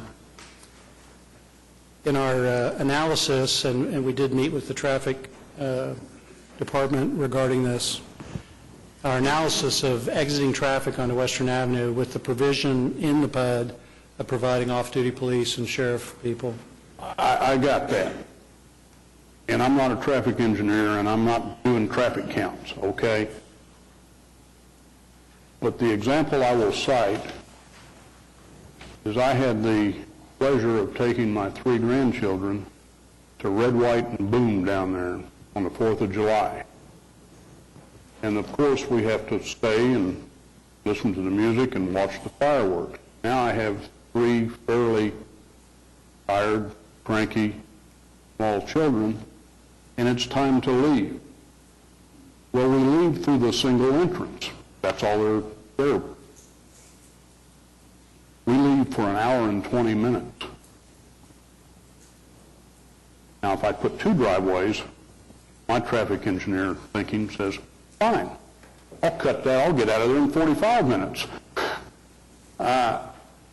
It's not a raw traffic count deal, it's that we're going to have a concentration of people hitting it all at once. And, you know, I don't know if it's feasible to put a third driveway in there, but it looks like it would sure help. And that the one to the north, where we go into basically the police helicopter, that's of no help. So it's just a question, is that possible, and can you do it? With the separation that's typically desired, on section line roads, we could look at shifting this up and getting 200 or 300 feet apart, but the problem you have with your exiting traffic, if you assume 70% of them are wanting to go to the highway, then you get them too close together, you don't have enough room to stage the left turns onto Western. And so in our analysis of this and the exiting traffic, assuming 15,000 people showing up, this separation and the number of drives met a reasonable time delay. There will be some delays, but because they're unsignalized. Sure. But with the additional requirement of off-duty police and sheriff personnel to help guide the traffic out. They were there. They're in my hour and 20-minute calculation. Yeah. So, I mean, there's no... You didn't have the I-40 entrance and exit on Western open then either, probably. But you'll have a backup coming off of I-40, both east and west, coming in, and on Western going out. I mean, it's just inevitable. Typically, your adverse impact is exiting traffic on a venue like this because people trickle in, they don't all come at the same time. Tom, that might actually help it. That I-40, that may actually help it rather than hinder it.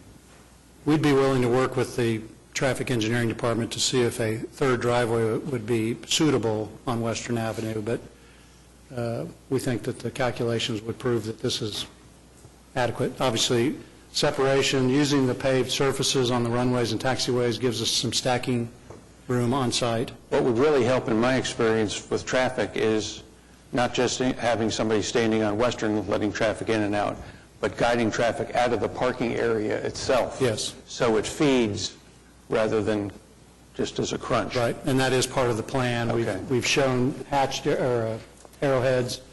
They intend to provide people in here to direct traffic as people are coming in. It's very similar to what's happening at the fairgrounds. You know, you have people guiding you in and out. Okay. So that's the parking issue, and we will, I would be happy to talk to traffic to see if an additional drive would help.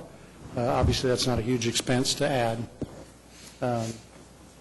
The staff in their conversations with us were concerned about the neighborhood to the west.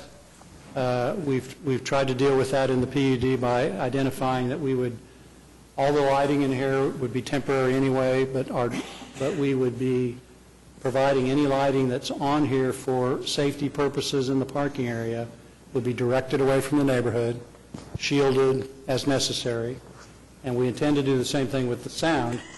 And as part of in our PUD, we agreed to rotate the stage 15 degrees further to the southeast. And we've had conversation with the sound technicians for the project, and they believe that they can direct the sound away. The problem is they can't control the wind. And so there will be some sound overflow. But our goal in the PUD, and the language is written, that we will direct it away from the residential. Some of the concern the staff had regarding the residential was, that they're not an organized neighborhood association. I agreed to check that initially in my meeting, and we did, and they had no organized contact. So the applicant took it upon themselves to go door to door. He went to 90-some-odd houses. You all have seen the letters with the addresses and names on it of 76 people that are in favor of the project. I don't know that anybody is here today opposing it. We haven't heard from anybody. So we felt like that was a pretty favorable response, and that was just done within the last week. So it's not like it's something we did months ago. It's current. And in our request for their input, we told them that this meeting was being held today. Any thought about hours of operation, Tim? The PUD does have some language in there. I think we restrict it to midnight. Help me, Lance, without looking it up. Did we not put it in there? The Scenic River Overlay asked us to do that. I didn't see it, but it may be here somewhere. And I apologize, we must not have got that in there. The Scenic River Overlay District asked us to restrict the hours on the weekend to midnight, and I think during the week it was either 10 or 11, which doesn't, whatever they asked us to do, we agreed to do that, and I'll make sure that language is in there before it goes to council. Okay. And Tim, you mentioned a 3-year sunset commencing when the stage is built, or? We'd like to make it upon the final zoning's approved, what? certificate of occupancy of the stage, because that's our trigger to be able to have our first show. Thank you. Kirk, did you want to say anything? I'd be happy to answer your questions. Well, in response to what Nick just asked about the 3-year term of the contract, that's something we talked about. Sure. Kirk Humphreys, 223 South Walker, here in Oklahoma City. Our company, one of our partnerships, owns the properties. We're the landlord for the applicant. Our intention on this is to develop it into a mixed-use community. However, for a long time, it's been an airport. The police still use it as an airport, and so our lease agreement with the applicant is really for a 9-month lease that can be renewed on mutual agreement for 2 more periods, a similar period in 2014, a similar period in 2015, if both parties choose to do so. I have a copy of the lease agreement that the tenant has agreed to provide to you folks if you'd like to see it. There, Tim, if you pass that out. Well, the point is, you expect possibly to begin development this year on the site?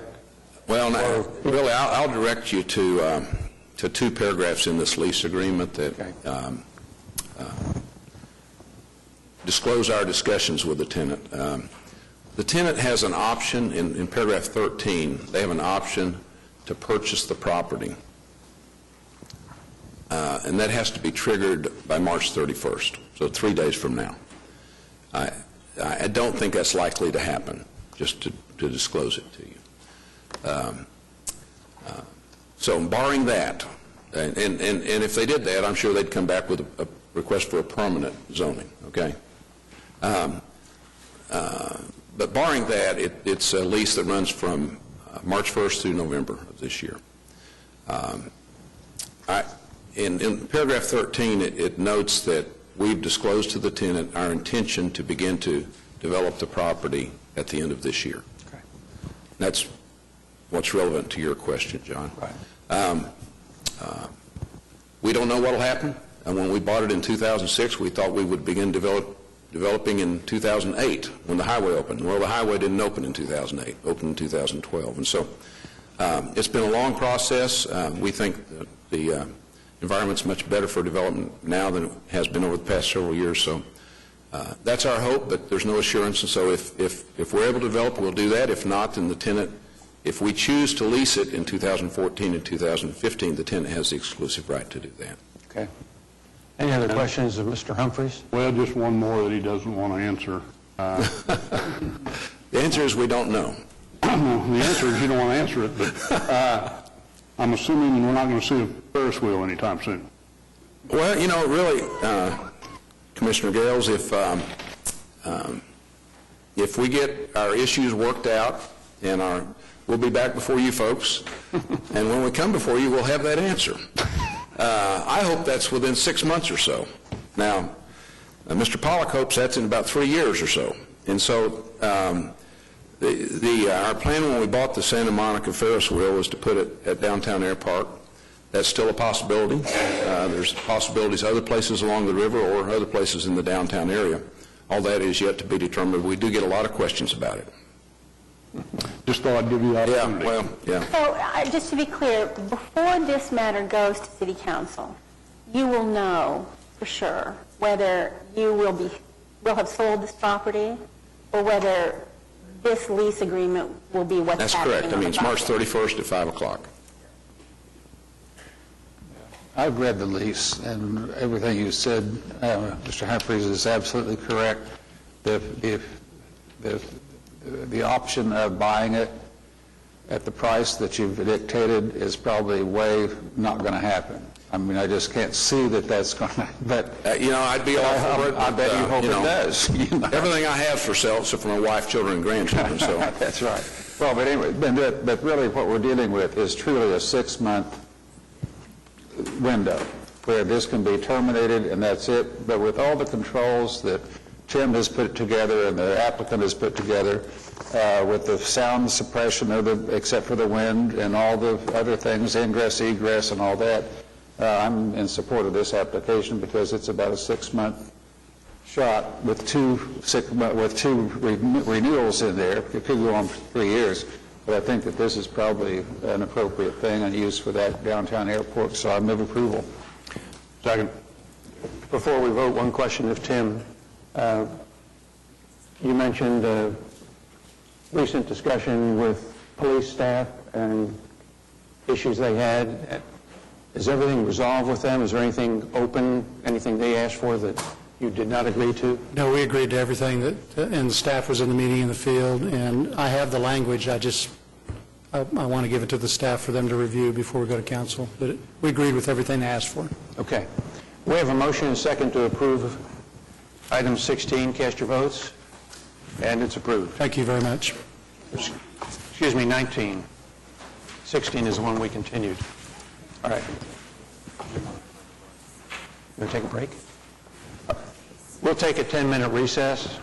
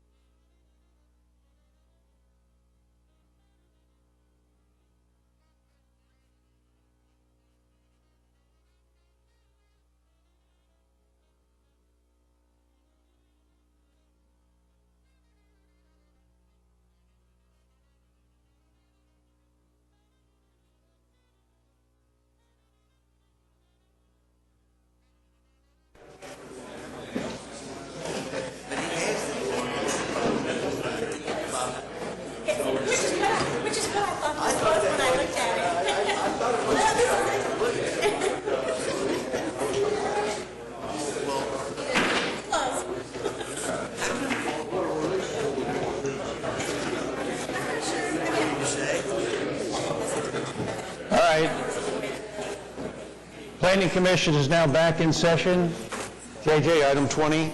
We are on item 20, that is C-6447, final plat of Kingsridge West, Phase 1 in Ward 3.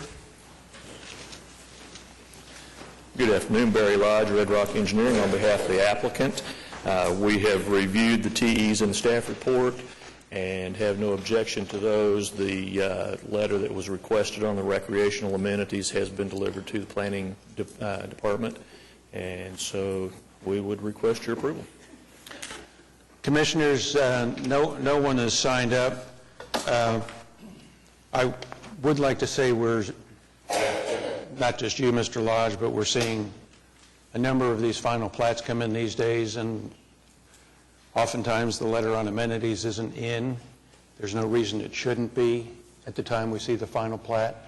It's a carryover TE. I'd like to see those in before the staff reports go out in the future. Not picking on you, it's become a general issue. Yeah, we'll try to pay closer attention to that. I appreciate it. I have one question, Mr. Chairman. You eliminated the stub to the north. Yes, sir. Why? Mainly, if you'll in our discussion on the preliminary plat, we had one of the property owners to the north was concerned about the drainage, and we had agreed at that time to provide detention for the site, and that's really the logical location for that.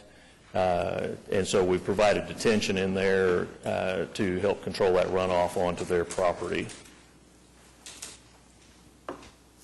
Thank you. Any other discussion, Commissioners? Motion?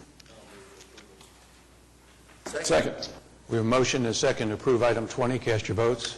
And you're approved. Thank you. Thank you. Items 21 and 22 have been continued. Item 23 is PUD 1475, application by Sooner 48 to rezone 14501 South Sooner Road from AA agricultural to PUD 1475 in Ward 4. Good afternoon, David Box, 522 Colcord Drive, here on behalf of the applicant. Also with me is Dusty Boren, the applicant, and Kendall Dillon. This is a case that has been before the Planning Commission before. It's a case that's been around for a while. Initially, when we filed this PUD, we asked for 69 lots, and we asked for duplexes on those lots. That generated considerable protest, so we went back and changed it to 69 lots, no duplexes. There was still quite a bit of protest, so we changed it to 64, and ultimately now we are at 60 lots.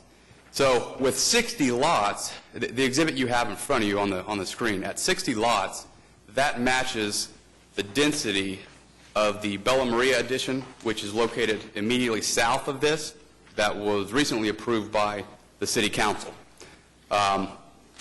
Even though we had 60 lots a couple weeks ago, we went back to further revise it to see if we could accommodate the neighbors north of us and the neighbors to the west of us. And so the exhibit that you now have before you references our new layout. And so what you have is a series of acre lots across the northern boundary, and instead of what was 16 lots on that north boundary, it's now down to 7 lots on the north boundary.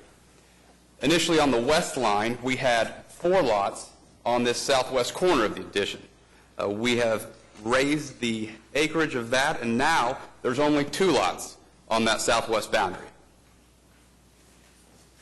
In addition, this development will be served by public water. There will be private on-site solutions for sewer, but there will be public water, just like the development to the south has the public water. And it's our opinion that the development to the south was ultimately approved because of the water. And so, in our opinion, we are matching the density. We have taken great steps to try to accommodate the neighbors to the north and to the west. As late as yesterday afternoon, we met with the gentleman to the north, and Mr. Dillon was hard at work till 9 o'clock last night coming up with a revised plan that you now see before you. In addition to this, what my client is willing to do is provide a fence on the north boundary line with brick columns on 24-foot centers. Then the rest will be stockade. And what he's also going to do with that stockade is deed that strip of land to the HOA for this neighborhood and require that the HOA maintains that stockade fence to to fix any problems that might arise with a stockade fence. Additionally, we're willing to stipulate that all the homes in this subdivision will be 80% brick. We will provide a 25-foot setback line from the rear property line to ensure that somebody can't build a shed or something right up next to that north property line. And we will require all the lots on the north to have 2 trees planted in the backyard. So we tried to do everything we could. Ultimately, we weren't able to come to an agreement. The protesters to the north had asked us to build an 8-foot solid masonry wall along the north property line, and that just doesn't work. They asked for a 75-foot rear setback. They asked for every house on the north to be 3,600 square feet. They asked us to prohibit the use of fertilizers on that north property, and they asked us to limit the use of, quote, tall play structures on the north property line. So we felt like we had made some strides and tried to come to something that was agreeable, keeping in mind that we have the water. With that water, we matched the development to the south. And initially, when we filed this application, we did not connect through the neighborhood to the south. It only had one access point, and that was on Sooner. We now are willing to connect through the south so that 149th also serves as an access to this neighborhood. And recently, the speed limit on 149th was reduced from 55 to 45. We're also willing to have a right in, right out onto Sooner to help any traffic concerns. I'm not sure what staff's final opinion is on that, but that is something that we're also willing to do to help any sort of traffic concerns. So with that said, when you look at compatibility, there are a lot of 5-acre lots and above in this area. But when the public water came into this area, the nature of the area has changed, and that is reflected upon by the outlined in red sites that you see. You have Pepperwell to the east of Sooner. That allows for a minimum of half-acre lots. You have, I think it's called Turtle Creek, to the south, and it has, the density averages out just under an acre. And in the south east of us, the red, it averages out somewhere under an acre as well. So what is driving those is the ability of the public water. And so you now have seen a change in the character, and it's been slow, but it's our opinion that with the water, with our matching density to the south, it's appropriate. The protest letter also references the fact that all this will do is drive sales tax for more. Immediately east of us is a stretch of commercial along Sooner that is undeveloped as of right now, and it's at least our belief that as you see more rooftops, you're going to see that commercial develop. So we think that would be a positive thing and generate more sales tax for the city. But I'm here to answer any questions, and Mr. Dillon is here as well, and we would ask for your approval. David, what I hear you saying is that water should drive urban boundaries and not the master plan, for example. And when water leads and, quote, pulls development, it then creates the demand for all the other city services that people expect to have once they get suburban and urban density areas. And given where that is, the fact that there's other things around it isn't persuasive to me. You've got a lot of people protesting who are in 5 acres and bought that kind of a lifestyle and hope to still have it. And I, for one, think it, A, is not in conformance with the plan. I think water leading development when you get outside the urban growth boundaries is just a policy mistake. And if the city council wants to do that, they can go do it. But it's not something I would vote for. I think it's a terrible mistake to do that around the city. I don't think water should lead development. Just because somebody's laid a water line doesn't mean we ought to start doing a lot of dense development in places where it doesn't exist or shouldn't. Sure. Well, one of the things that the comp plan asks is that developments be compatible with those surrounding. And the recent developments that have occurred in this area, this development is certainly compatible, and the most recent development, it's absolutely identical in terms of density. So, Well, the recent development, by definition, is going to be denser than what's been out there over the years. I mean, that's just a given. I agree, and I think But that you've got, I mean, compatibility can be looked at a couple of different ways, because that general area does not have those kinds of densities, although the recent development, quote unquote, is denser. But I could make the opposite argument that those few developments aren't really compatible with what's out there. Sure. And our attempt was just to be compatible with No, the recent developments. I understand what you're saying, and I understand why you're saying it. I'm just saying that I can make the counter argument equally as well. Sure. And it's it's our contention that the 5-acre lots were developed at a time that the same circumstances weren't in play. The Sooner is now widened. It's a highway. You have the speed limit lowered on 149th, and you have the availability of water. So I certainly respect your opinion, but that's ours. They would, in the meetings that we've had over the past 3 or 4 months, one of my biggest concerns, and I believe Councilman White's biggest concerns, is the traffic on Sooner Road. And I don't know, they've offered to do just about everything, putting a crash gate up, putting only a right-hand turn lane in, and I think the way they show it right now is a right-hand out and a right-hand in. But I think one of the problems, as David mentioned, the traffic and safety has a problem with that, with people obeying a right in and a right out. And I don't put a lot of validity in that, because how many people can you guarantee stop at a stop sign when it's up there? But still, my major thing is the traffic on Sooner Road. It is a major highway. I think that's one of the reasons why on the east side of the road that we did what we did as far as making a strip there with commercial use. And I know commercial use generates traffic as well, but I think we limited, the best of my knowledge, we limited access there also.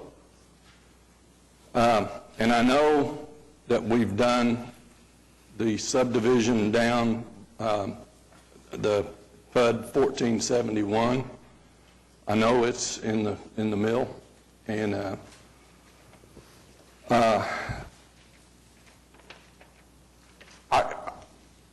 it's a hard call for me.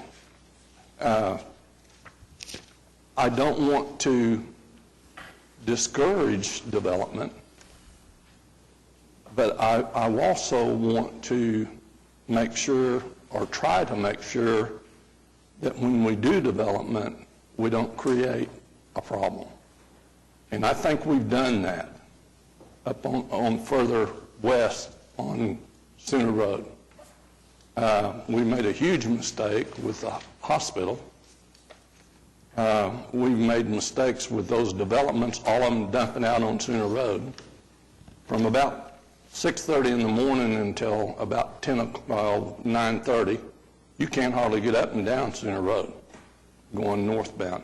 The same thing coming south around 4:30, 5 o'clock. Of course, this is a major thoroughfare for ball games, more so and more so. I just think that we're going beyond our means, if you will, in doing this development and having it dump out on Sooner Road at all. With that said, I'd like to hear the other side and maybe some comments from the other. Sure. And like we said, we're still willing to, to provide that the Sooner Road is emergency access only, or like you said, a crash gate, that we're absolutely comfortable with utilizing the development to the south as an additional access point. Well, we do have some people signed up to speak, but I'm also looking at a map of people who signed up in protest who abut this property, and it's virtually all around them. And I think those people have rights just as well as this landowner does to develop his property. And I think we need to understand that we represent those folks as well as the applicant who comes before us today. And I mean, I'm looking at the map of people who are immediately adjacent to this site and who live on larger sites and are obviously, yeah. We're going to hear from Jacqueline McBride, please.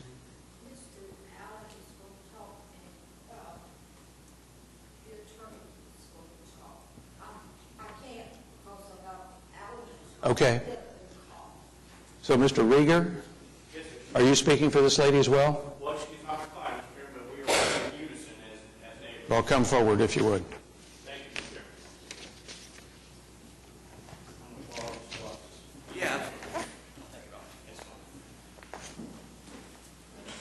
Thank you, Mr. Chairman. My name is Sean Rieger, and I'm an attorney that represents the neighbor to the north. And I appreciate the opportunity to address you today. My address is 136 Thompson Drive in Norman. And there really are three things here that come forward with this project, any one of which gives you every right to deny it, all three of which we think makes it fundamental to deny it. This comes to you with an enormous protest, and you see it. That's the map. I handed it out to you. And I appreciate the chairman's comments in that the context is not the properties zoned a mile away to the south or to the east. The context that we're concerned about is right around it, and you see it. All of those parcels in red, and every one of those is a different parcel, is protesting this. So enormous neighborhood protest for you. Another reason you have is, of course, staff. Your professional staff is recommending denial of this project. And lastly, the Southeast Sector Plan does not support this project. If you will, Mr. Chairman, I'd like to just have a few minutes to go through each of those. There's really three categories of problems with this project, and the commissioners have already touched on all of them virtually, but the incompatibility with the neighboring or surrounding properties is striking. When you look at that map, you can see it right there. If you look at this little blue dot, you probably can't see it from where you're at, but there's a little blue dot right there. That is the size of the average parcel they're proposing on this site.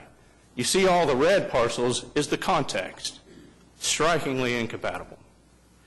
You also see that, as the commissioners said, the city services, that if you were to believe the applicant, water is it. You heard him mention that. We have a water line, we're done. Well, as we all know in land use and proper planning, there is much, much more to it. And what I handed out earlier to you are just a few examples of what there is in addition to it. There's public safety, there's police, there's fire, there's sewer. Right now they're proposing 60-some private sewer systems. And of course there's traffic. There's many things that get in the way of approval of this project.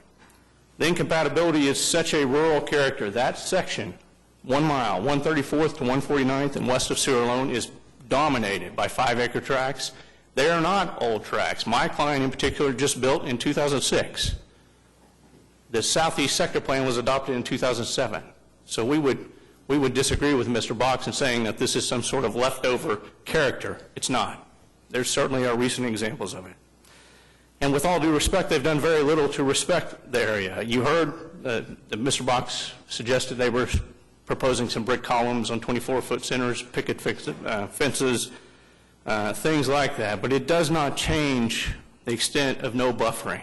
We certainly have land use possibilities to buffer from a rural to an urban. This is very much decidedly an urban context they are proposing. You can do things like cluster developments, very common, where you provide open space as the transition, as the buffer. They didn't do that. You could do landscaping. You could do significant tools of planning that can transition it, but none of them are in here.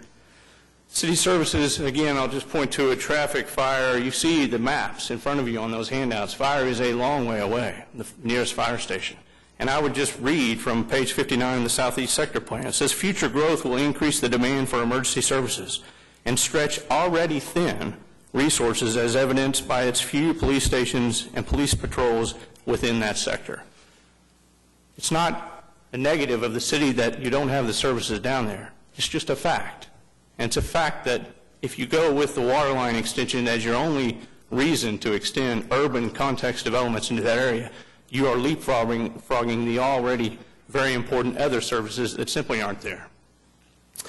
One other point that really hasn't been mentioned, but this is planned over a rural context, as the Southeast Sector Plan says, and an environmental conservation area. Just to the north of this is the West Elm Creek area. Also just to the north of this is my client's pond, a very good pond, and a wonderful pond that this will partially drain into. The applicant has provided nothing that we're aware of as far as fertilizer controls, detention, bioengineering, filtration. There's many methods that people use commonly in planning and development to cleanse the stormwaters before they get into the ponds nearby, the West Elm Creek area. Nothing of that nature has been done.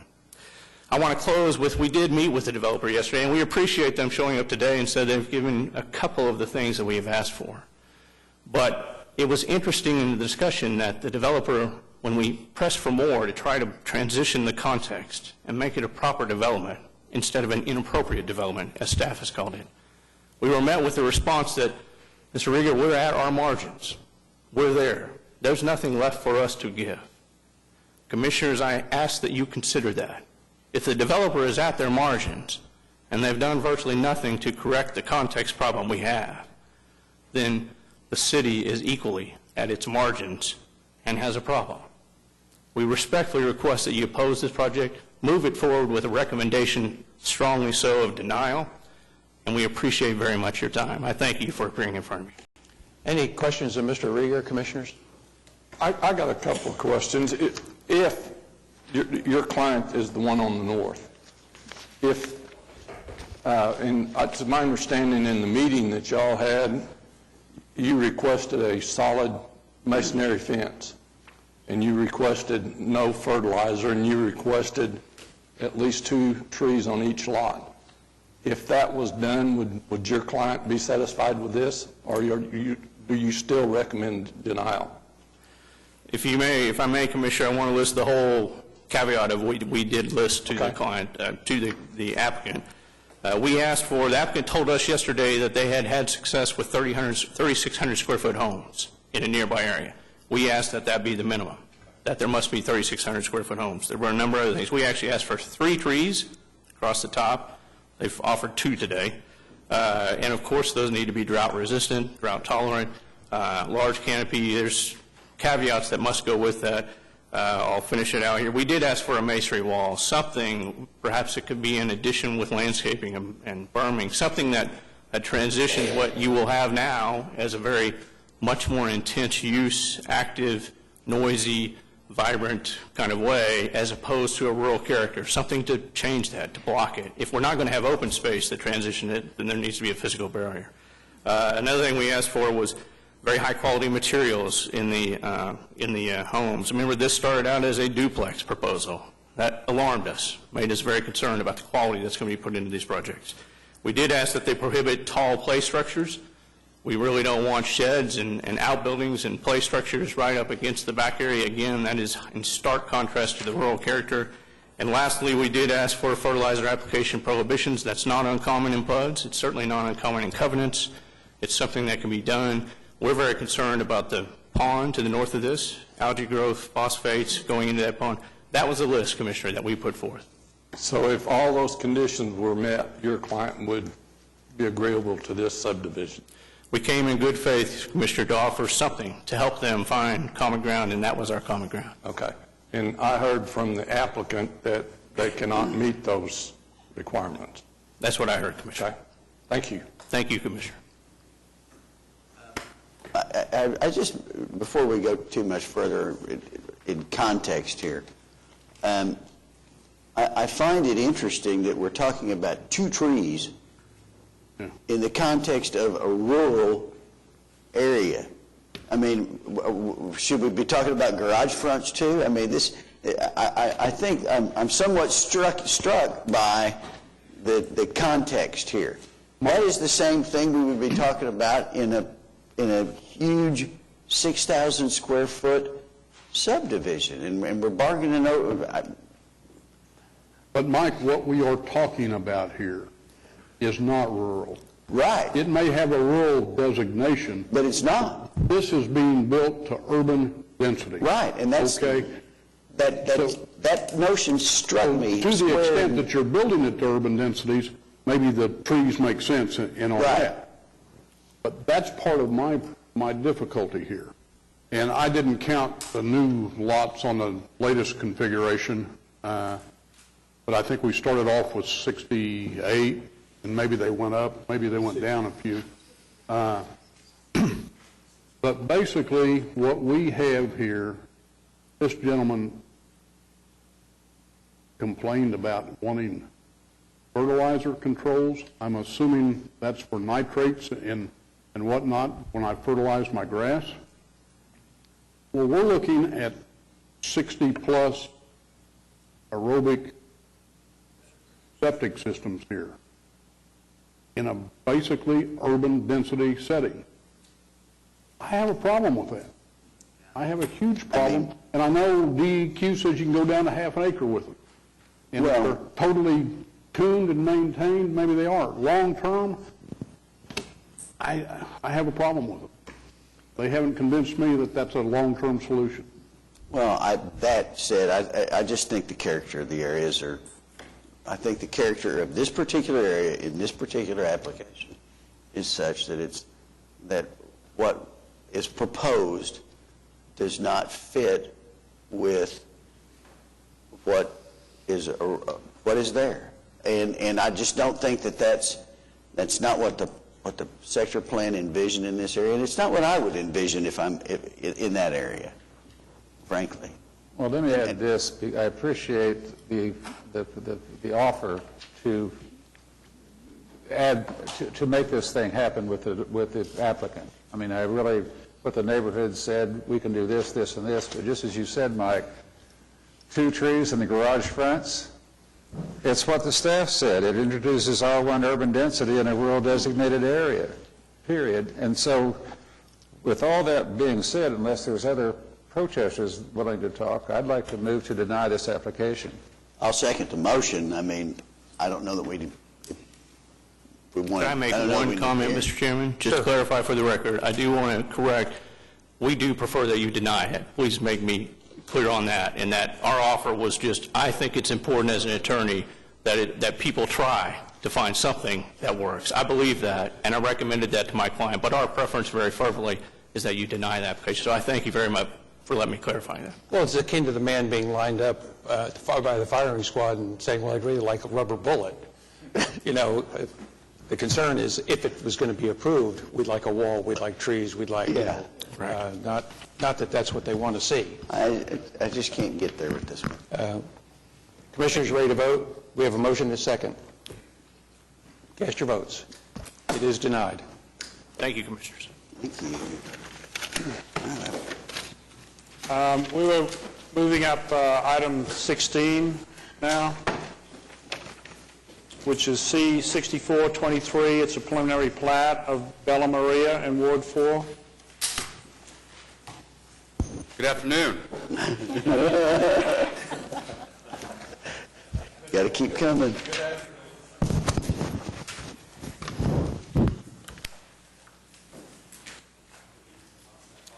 Mr. Yokel, enjoy the rest of your day. Yeah. Okay.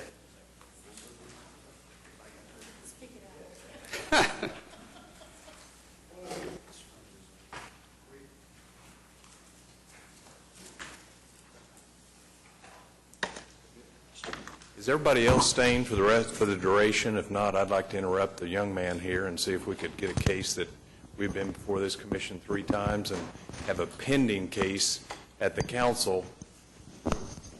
We've not been able to get a full commission. We don't have a full commission now, but we at least have enough votes where we get a decision. I think that's a valid request because I understand some other commissioners are currently on time constraints too. I don't know exactly what case you're referring to, Mr. Box. It'd be item 30, I believe. It's a request for a comprehensive plan amendment. Should we do 16, the companion case with this? As long as the commissioners are here, we'll still be here. I mean... It's item 29. 29? Commissioners, do you have a preference? 29 and 30. My client's not here, so you can go.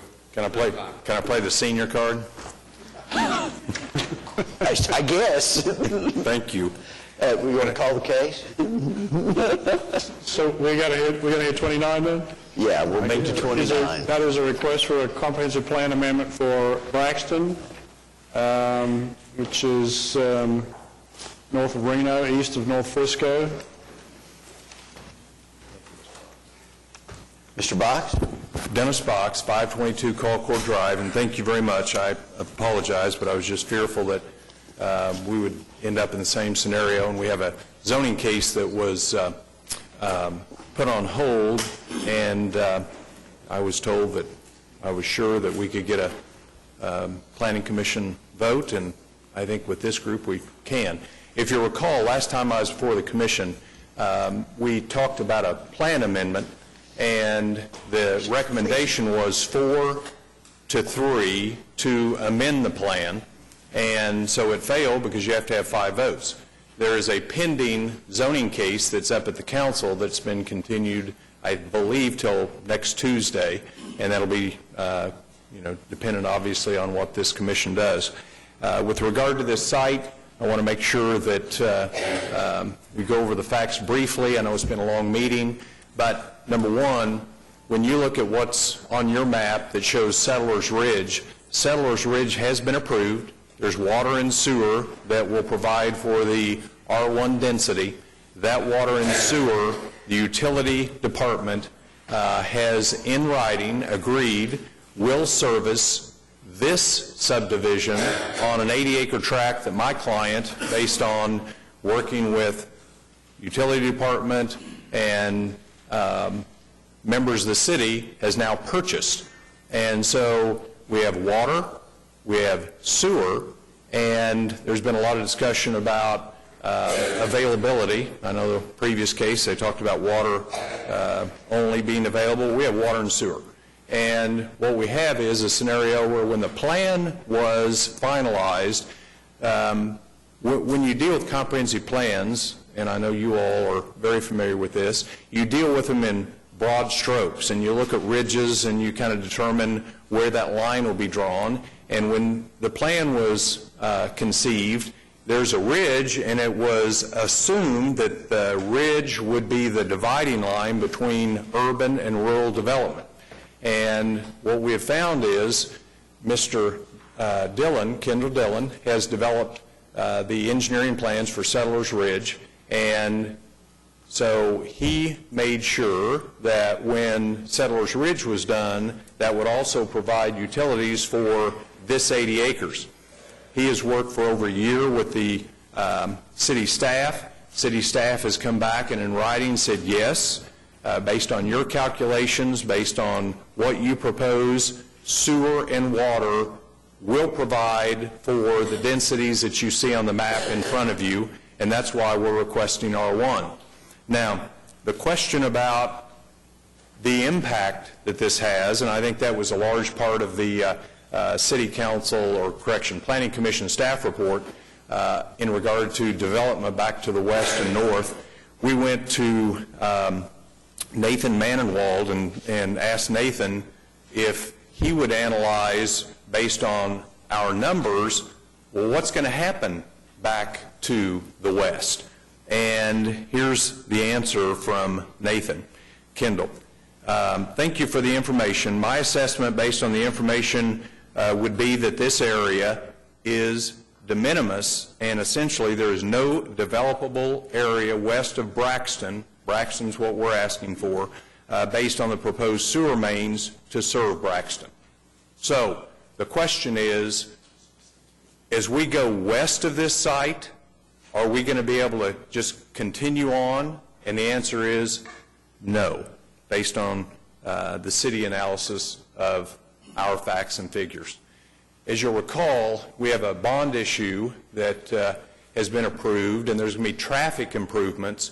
One of the additional conditions that the city staff on utilities asked that we do is provide for a staged development, and we have agreed to that, which will comport with not only the traffic improvements that are taking place, but it's my understanding that a booster station has been put in back to the east. And so when you look at this area, if you go up to, if you go back to the east a half mile, you go up to I-40, you've got a huge commercial area. And I don't know if Cindy can put this map where it kind of goes back to the east a little bit, but if you look at the surrounding developments, yes, when you go west, it's rural. As the city said, it's going to stay rural. But when you go back to the east, you have a number of R1 residential subdivision, and that's based on the fact that water and sewer is available. It's available for our site. I contend that it will not have any negative impacts on the city because the line now will be drawn on the west side of this site. My client owns the property, and we would request that you amend the plan to allow us to develop in a consistent pattern with what you see directly to the east and the south and the east. Thank you very much. Mr. Box. Questions for Mr. Box? Yes. I'm confused. Help me. What you just told us, I believe, correct me if I'm wrong, we have water here, all the water we need, and we have sewer here. And you read from the city's email saying that, supporting that. Now, in that regard, I look at my staff report, and there's a comment in the staff report, and I believe the term was de minimis that you used from the email.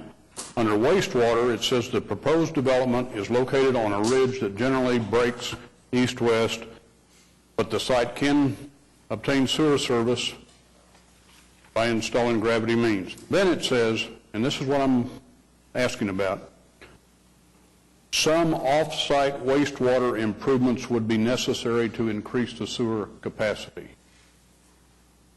Is that the off, if they're off-site, what does this comment mean? Let me have our engineer answer that question. Because what you just read led me to believe all we have to do is hook up and we're done. In regards to Kendall Dillon with Craft and Toll, in regards to the utilities, and also see Nathan Madenwald here with the Utilities Department, so I'm not sure he's planning on speaking, but he's here. But in regards to that, what we have done is, as Dennis mentioned, when I designed Settlers Ridge and working with the different people in the Utilities Department then, we designed and we had a sanitary sewer line that comes through Settlers Ridge at an elevation and a size that would accommodate this acreage. Since then, I've met with the Utility Department back in June to see whether or not this was going to be a reasonable deal to them. We've worked through it. There were some conditions to alleviate some of the concerns that they had.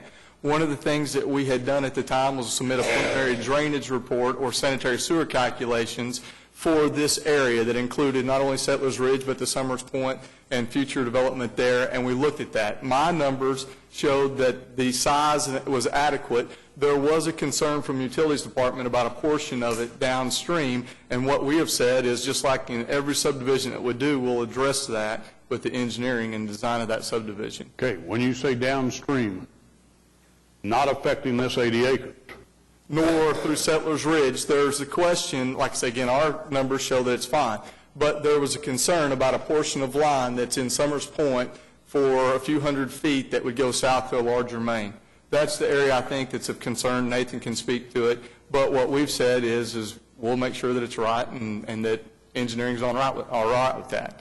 And then in regards to the water, I think there's been a concern obviously of there currently is a 20-inch water line that comes to that water tower that sits at our southeast corner. So that 20-inch line is there today. The water is in Settlers Ridge addition, so there's been some areas of concern in regards to pressure in this area. So that's one of the things you'll notice in your staff report that we have worked with staff. My next question. Sure.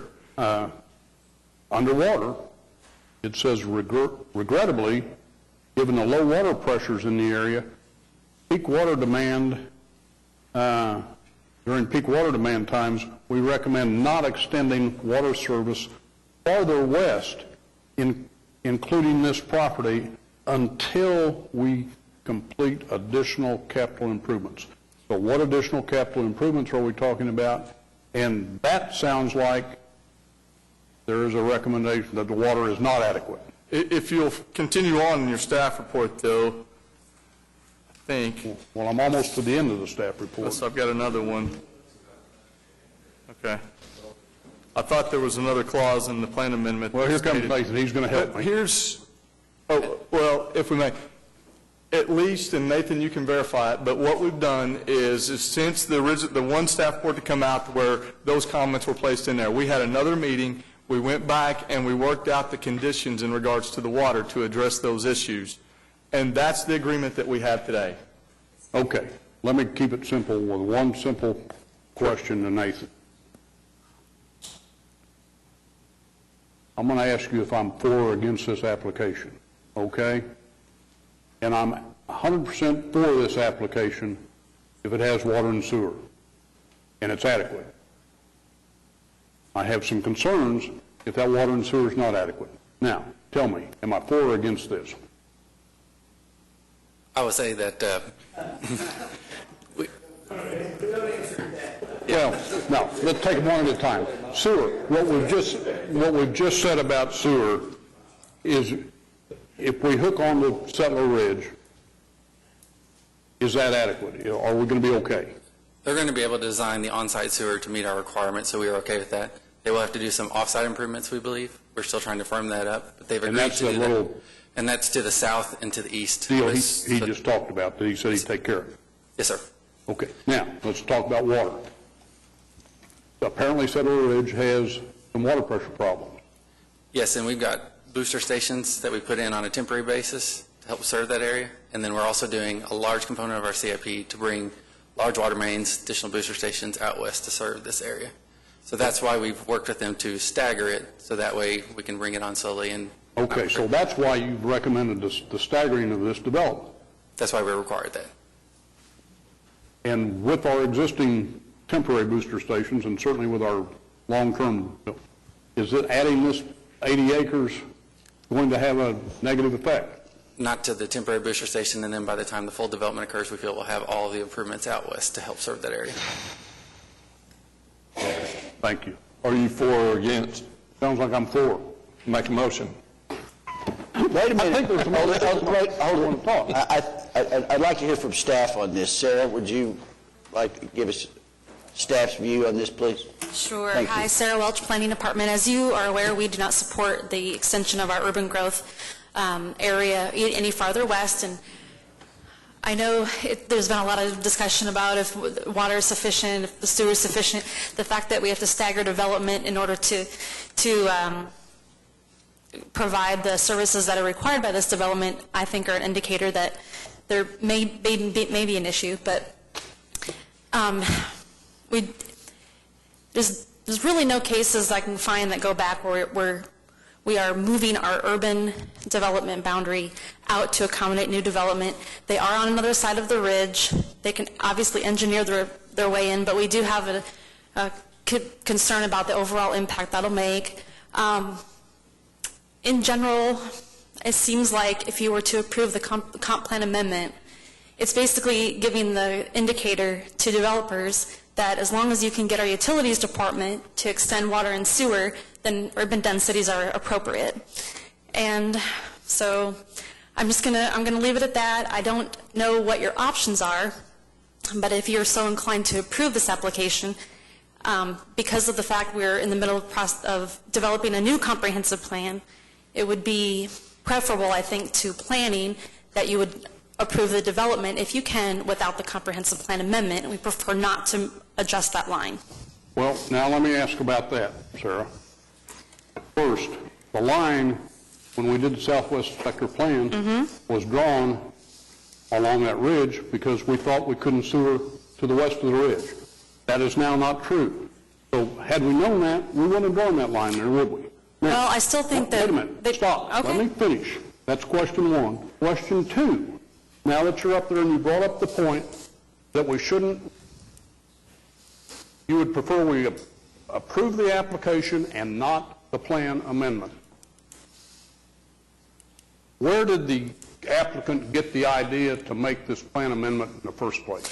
It's because of the density that was proposed. It's not compatible with the rural development. Did the applicant not come to staff with this deal and staff recommend you need a plan a plan amendment? Now you're saying approve it without the plan amendment? No, Well, what's the chronology here? I'm getting mixed. Let's let her answer the questions, Nick. Give her just a second, okay? When we did our assessment, we do not support changing this area to urban development.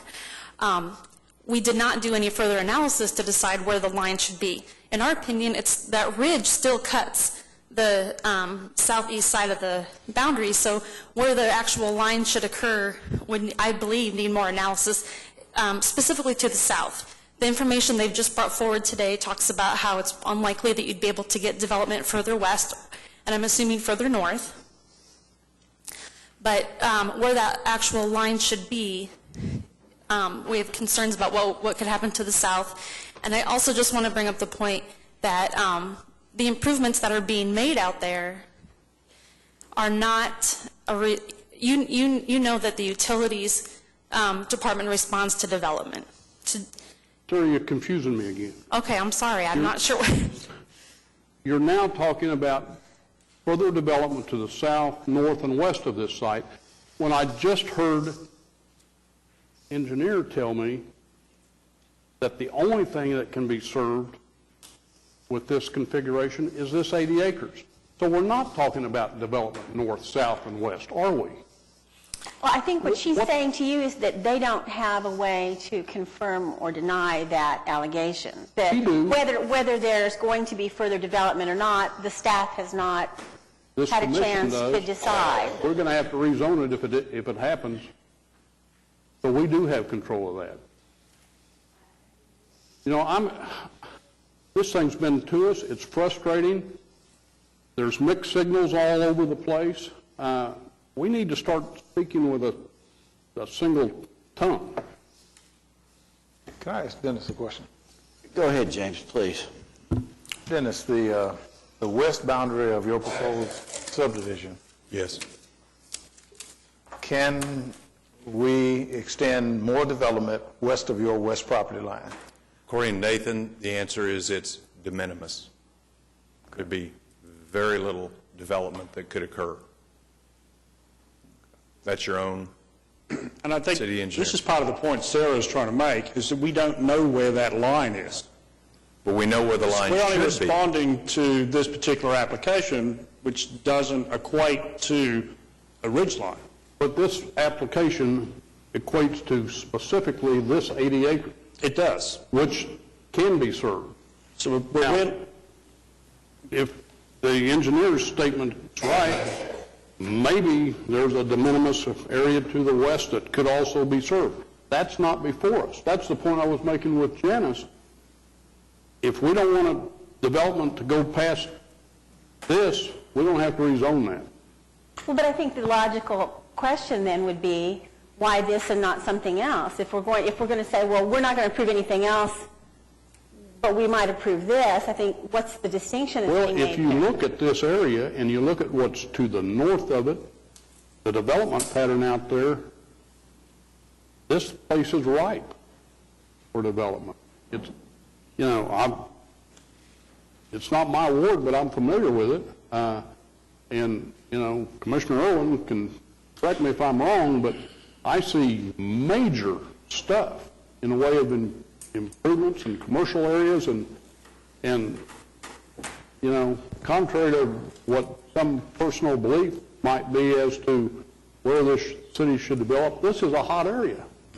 I agree. Nick, I was out there yesterday, and I was really surprised at how much development is taking place, not only on the commercial end, residential end, and then I rode into this subdivision, Settlers Ridge, and along the east property line of the proposed development and the west property line of the Settlers Ridge, I saw them actually putting the water and sewer lines in and it was there. So my first impression that, one, we didn't have water and sewer, and if we didn't have water and sewer in those areas, that was a discouragement for any further development. And then if the water and sewer was not adequate, that's a discouragement. But I guess when that line was drawn, I don't know if the proper engineering was done when they drew the line, but our regulations say we have adequate water and sewer within, I think, a quarter of a mile or half a mile, then we require them to connect to it. So it's I don't know how we got to that point, but it appears that water and sewer is there, it's adequate there. And when I went out there and looked at it, it gave me a whole other picture. So. Yeah, I agree, and obviously I live out in that area, and this is not a rural area. Okay, it's not a rural area. Now, I understand there has to be a line drawn, and then like Nick said, I was on the Southwest Sector Committee, and basically we drew the line where the staff that was involved told us we could go as far as we can go this far with sewer and water. That's what we did. If they just said we could go another half a mile, we'd have drawn the line out there another half a mile. That was the logic we were using. Right or wrong, that was the logic. You know, I believe that this area is not a rural area. It is definitely a booming area. There's a lot of development, like you just heard. I mean, you could walk from this addition to Starbucks and get you a latte if you wanted to, okay? So I don't really think that's a rural area. So, you know, the bottom line to me is, and I understand you don't want to be amending your plan every time you turn around, but we do amend the plan, and we have amended the plan several times over the last few years.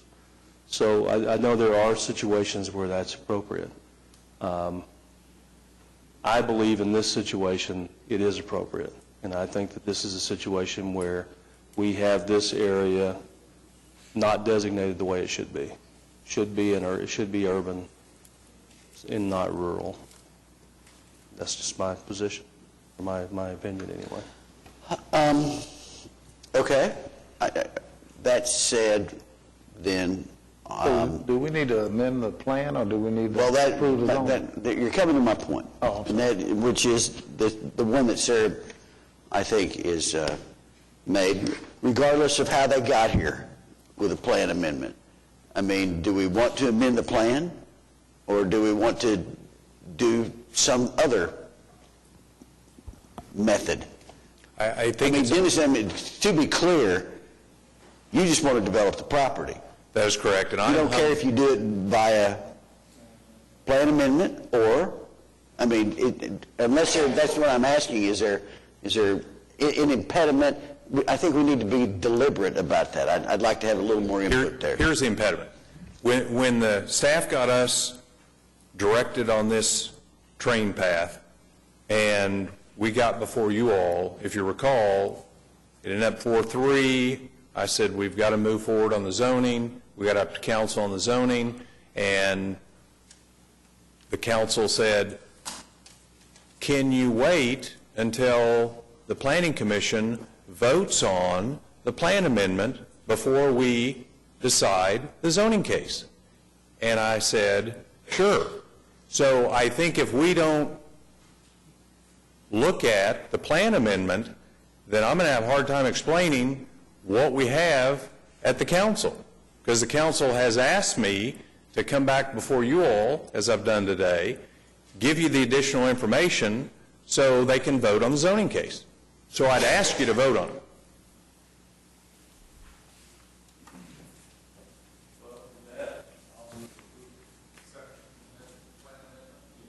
That would be the plan amendment. Okay, motion to approve item number 29, and a second. Cast your votes. Thank you for letting me interject. Appreciate it. Okay. The next item is the preliminary plat of this, so we can... Can I ask a question? Since we've just went through that, can we hear the companion item? I think we wait on the plat until the zoning's approved, so it'd need to be continued 2 weeks. Let's do that. Yeah. So moved. Which item was that? That is item 30. Okay, so motion to continue item 30 to the next meeting. Cast your votes in a second. And that's approved. Okay? All right, now, are we back now? Back to 16. Back to 16. I don't feel good about this going backwards at 425, but we'll roll on. You know, I Mr. learned a long Bott. time ago, you don't talk back to your father, so here we are. Do we need to recall the item, or? No. All right. David Box, 522 Colcord Drive, here on behalf of the applicant. This was the item that we pushed to after item number 23 to see how the zoning case would play out, because the zoning case to the north of us connected through this addition, and obviously if the zoning case didn't go forward, then we would come and not connect to the north. So what we now have is a plat for 22 lots on 17 acres. It conforms with the zoning. It matches the site plan that we presented to council and neighbors. Staff has recommended approval, and since we meet the PUD previously approved, we would ask for the same.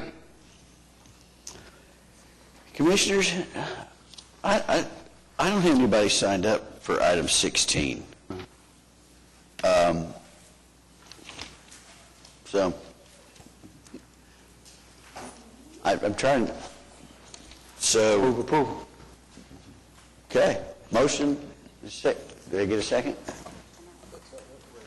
16. Variance. Everybody signed up. Thank you, Judge. Mr. Chairman, We got a variance. I got a request. Let's vote on this, and then I'll tell you We what. have to do the variance first.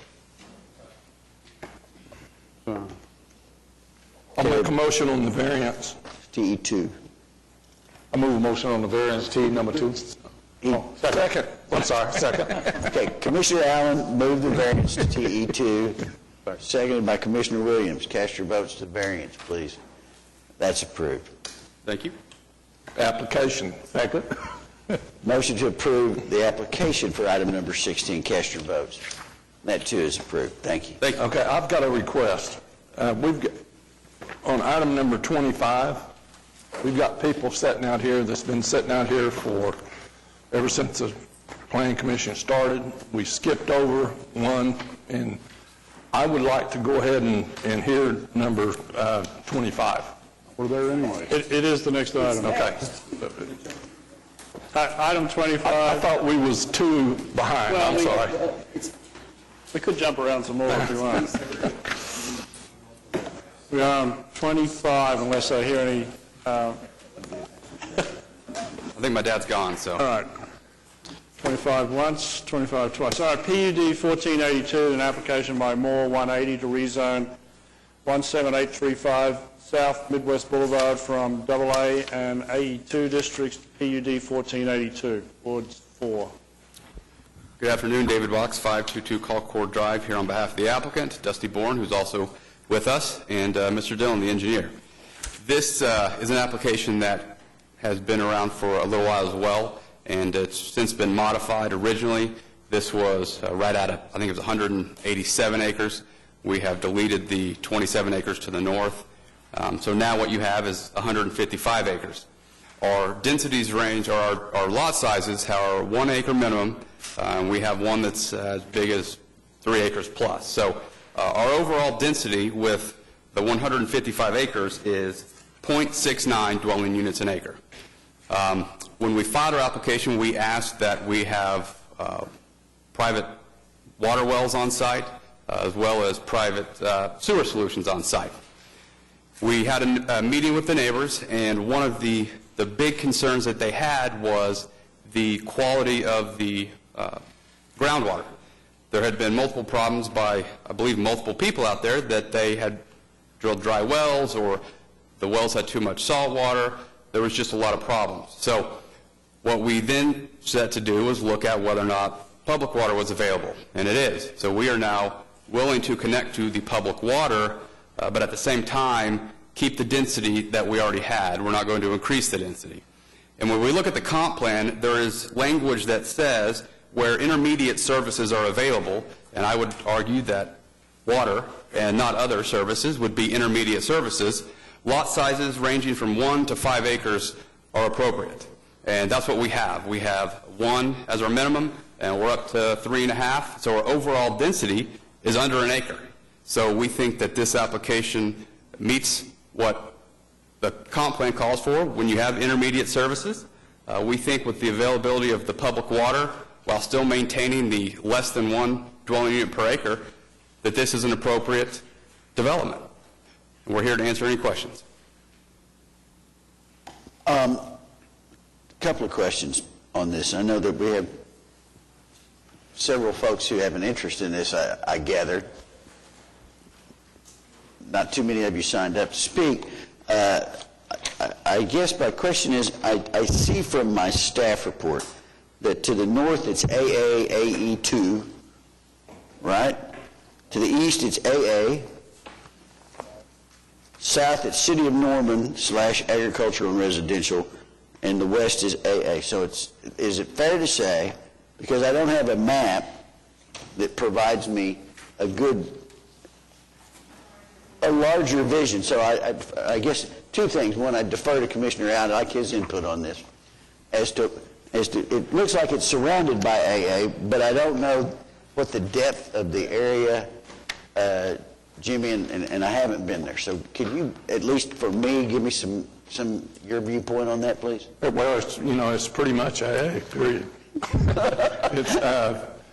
And we've wrestled this thing.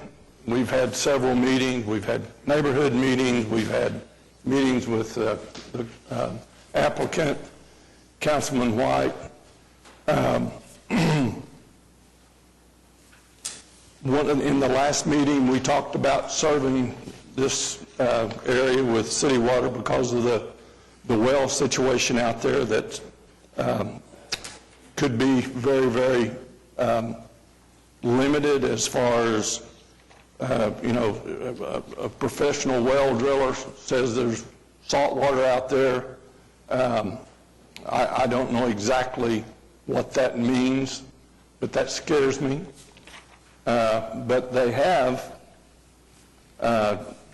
offered to bring water, which is only a half a mile to the north.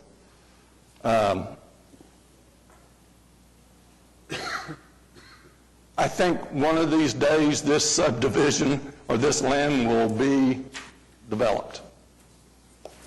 I think we're ahead of our time. I think, number one, the infrastructure is not there. I think number two is, Mr. Chair, like you said, we're surrounded with AA.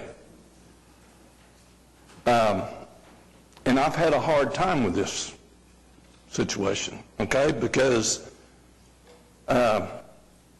you go out and you buy a piece of land, or you propose to buy a piece of land, which I think Mr. Box's client has done, and just go out in the middle of nowhere and say, I want to develop this land. We've got too much of that around.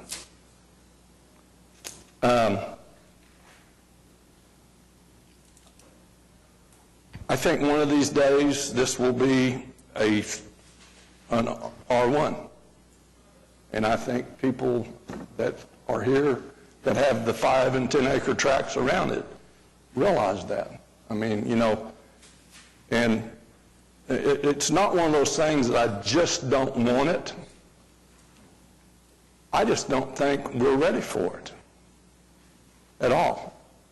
And I'm going to stop there. I want to listen to some of the people. I want to, or if we've only got one representative to talk on it, they've been here. I think they deserve to talk. So, any commissioners, before we go to that, are there any additional questions of Mr. Box or the developers? Okay. I didn't hear any. Gwen Allen, would you come up, please?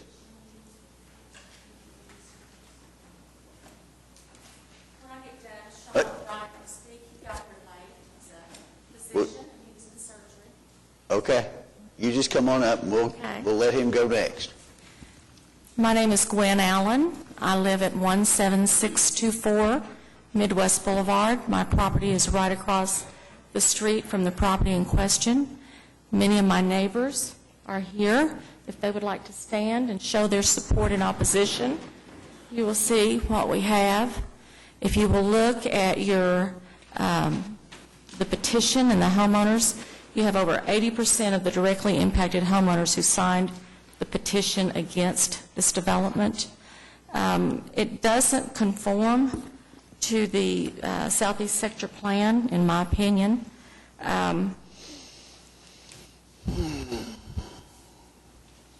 The density of the proposed housing addition is incongruent with the additions surrounding it. The property is designated to be rural in the plan, and the adjacent lots to the east and to the west are 5 acres. To the south, the minimum is 40 acres. To the north, there are 5, 10, 15 acre plots. And so then you're going to go in and you're going to set in this addition that's 1.5 or sometimes 3. It's just incongruent in terms of fitting in my opinion. In addition, there's no sanitation sewer services. They're proposing aerobic septic systems on all the lots, and I'm not sure how many lots there are left now that Mr. Wade has pulled out. How many lots will you have? How many houses? 117. 107. 107? So 107 aerobic septic systems that if they work right, they work beautifully. If they don't, it's a disaster in the making. This is on, part of it's on an uphill slope. It drains, anything would drain down into the creek that Sean will talk more about that flows across the street and to a tributary into Little River that goes into Lake Thunderbird. So that is problematic. One of my neighbors who could not be here did some research on aerobic septic systems with the federal government, and I want to read one thing that he found. About 30 years ago, there was a soil survey of Cleveland County done by the U.S. Department of Agriculture, and I can get the link to you all that lists all this and talks about this. But this is what it says, and this is what I think is really problematic. The U.S. Department of Agriculture's soil survey of Cleveland County, Oklahoma, addresses the soil conditions of this particular piece of land. Page 31 of the report states, this complex has low potential for most urban uses. The high shrink swell potential, clayey subsoil, corrosive hazard of erosion, and very slow permeability are severe limitations for home sites, commercial buildings, roads, trench-type landfills, and septic take, T-A-K-E, filter fields. So that would make it problematic, in my opinion, for 107 aerobic septic systems. Storm drainage systems are unavailable in this area. Police, fire, and emergency are virtually non-existent. When we began this process, I was calling my neighbors to come to my house to sign the petition, and they were coming at all hours of the night. And I told my husband, if a policeman happens to drive by, they will suddenly think we're a crack house or a bordello. But we never see a policeman, so it didn't matter. This has been quite a journey we've all been on. It has introduced me to neighbors I didn't know I had. I'm a social worker by training, so this was definitely not my field, but I will tell you that there are 5 of the directly impacted homeowners that are veterans, 3 that are retired from the military, 1 of whom you see here now, 1 that is getting ready to retire, and 1, my husband, that's a Vietnam vet. This area is calm, it is quiet, it is healing. When you put in something like this, it will no longer have that characteristic. Anyway, we are recommending denial. Any questions for Ms. Allen? I'd like to I know Gwen. I mean, her husband, well, the Allen family, the Allen drilling family, I should say, no kin. It's good to know, has drilled a lot of wells for me, okay, over the years. houses that I've built. This thing has really been hard for me. I've got not only friends, I've got church family, and then on the other side, Dusty's a good friend. And I know he's spent a lot of money on this thing, but I just don't think we're ready for this kind of development in this area. And if there is no other discussion, I will make a motion. Nobody else has signed up. Okay. Wait. Go ahead. Some other folks may want to speak, but probably, Janice has to go, but let me see what the motion is, perhaps. Make a motion to deny the application. Second. Okay, we have a motion to deny the application and a second. Cast your votes. It's denied. Thank you.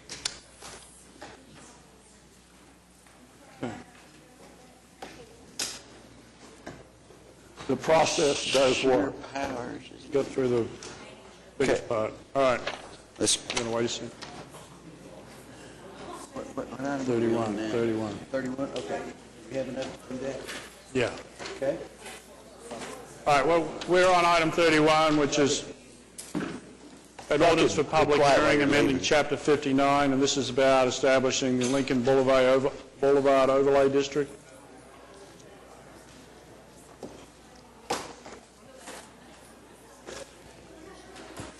No discussion, I move that we approve the request. Second. You can vote. Well, I have to say, I just cannot support this particular application. I'll just say that. Okay. Okay. We're on item 31. A motion and a second. Second to approve item 31. Cast your votes. It's approved. Now, hold on, you've got some. Janice isn't here. Okay. This is automatic. We get a, So what happens? What do we do? well, that continues it automatically, but I know Councilman Kelly would like it moved forward, so either an alternate motion or to send it on without recommendation. Send it on with that, motion to send it on without? I'd move to send it on without recommendation. Cast your votes. Oh, Okay. there we go. Thank All you. right. Item 32 is another ordinance for public hearing, amending Chapter 59. This relates to changes to the SAO district by deleting a limitation on revocable permits for festivals and events utilizing public right-of-way. Move approval. Motion and a second to approve item 32. Cast your votes. That's approved. And item 33 is another ordinance to be introduced and set for public hearing on April the 11th. And this is also amending Chapter 59 regarding parking and storage of commercial vehicles, RVs, and trailers. Commissioners, this is to set for hearing. I move to set it. Motion and a second to set for hearing. Cast your votes. Set for hearing. And item 34 is another ordinance to be set for public hearing on the same date, April the 11th. This is miscellaneous amendments to Chapter 59 that we heard at study session last time we met. Move step. Second. Motion is second to set this for hearing. Cast your votes. That's approved.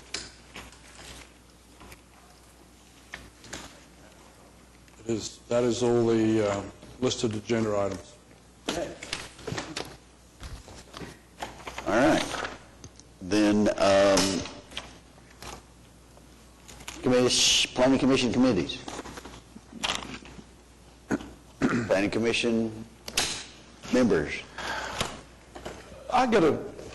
Do we have to have when we deny an item, do we have to list the specific reason for denial? When we deny an Should be item? specific about it. You should, and even if you don't, on the minutes and the memo, when we send it to council, we go back and we'll look at the tape and we'll pull out the reason that you denied it and put it in that in the memo. It would be helpful to be as specific as possible. Okay.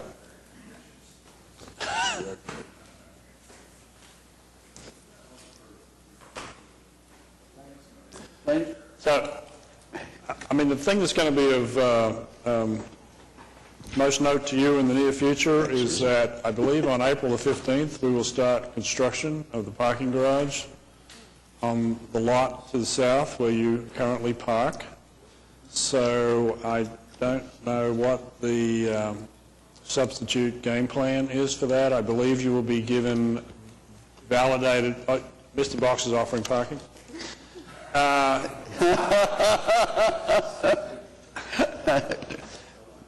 I believe you will be given validations to park in the Sheridan Walker garage. Say valet parking? No, valet parking I for wish. Mr. Box, yeah. Development Services Department, Municipal Counselor's Office, citizens.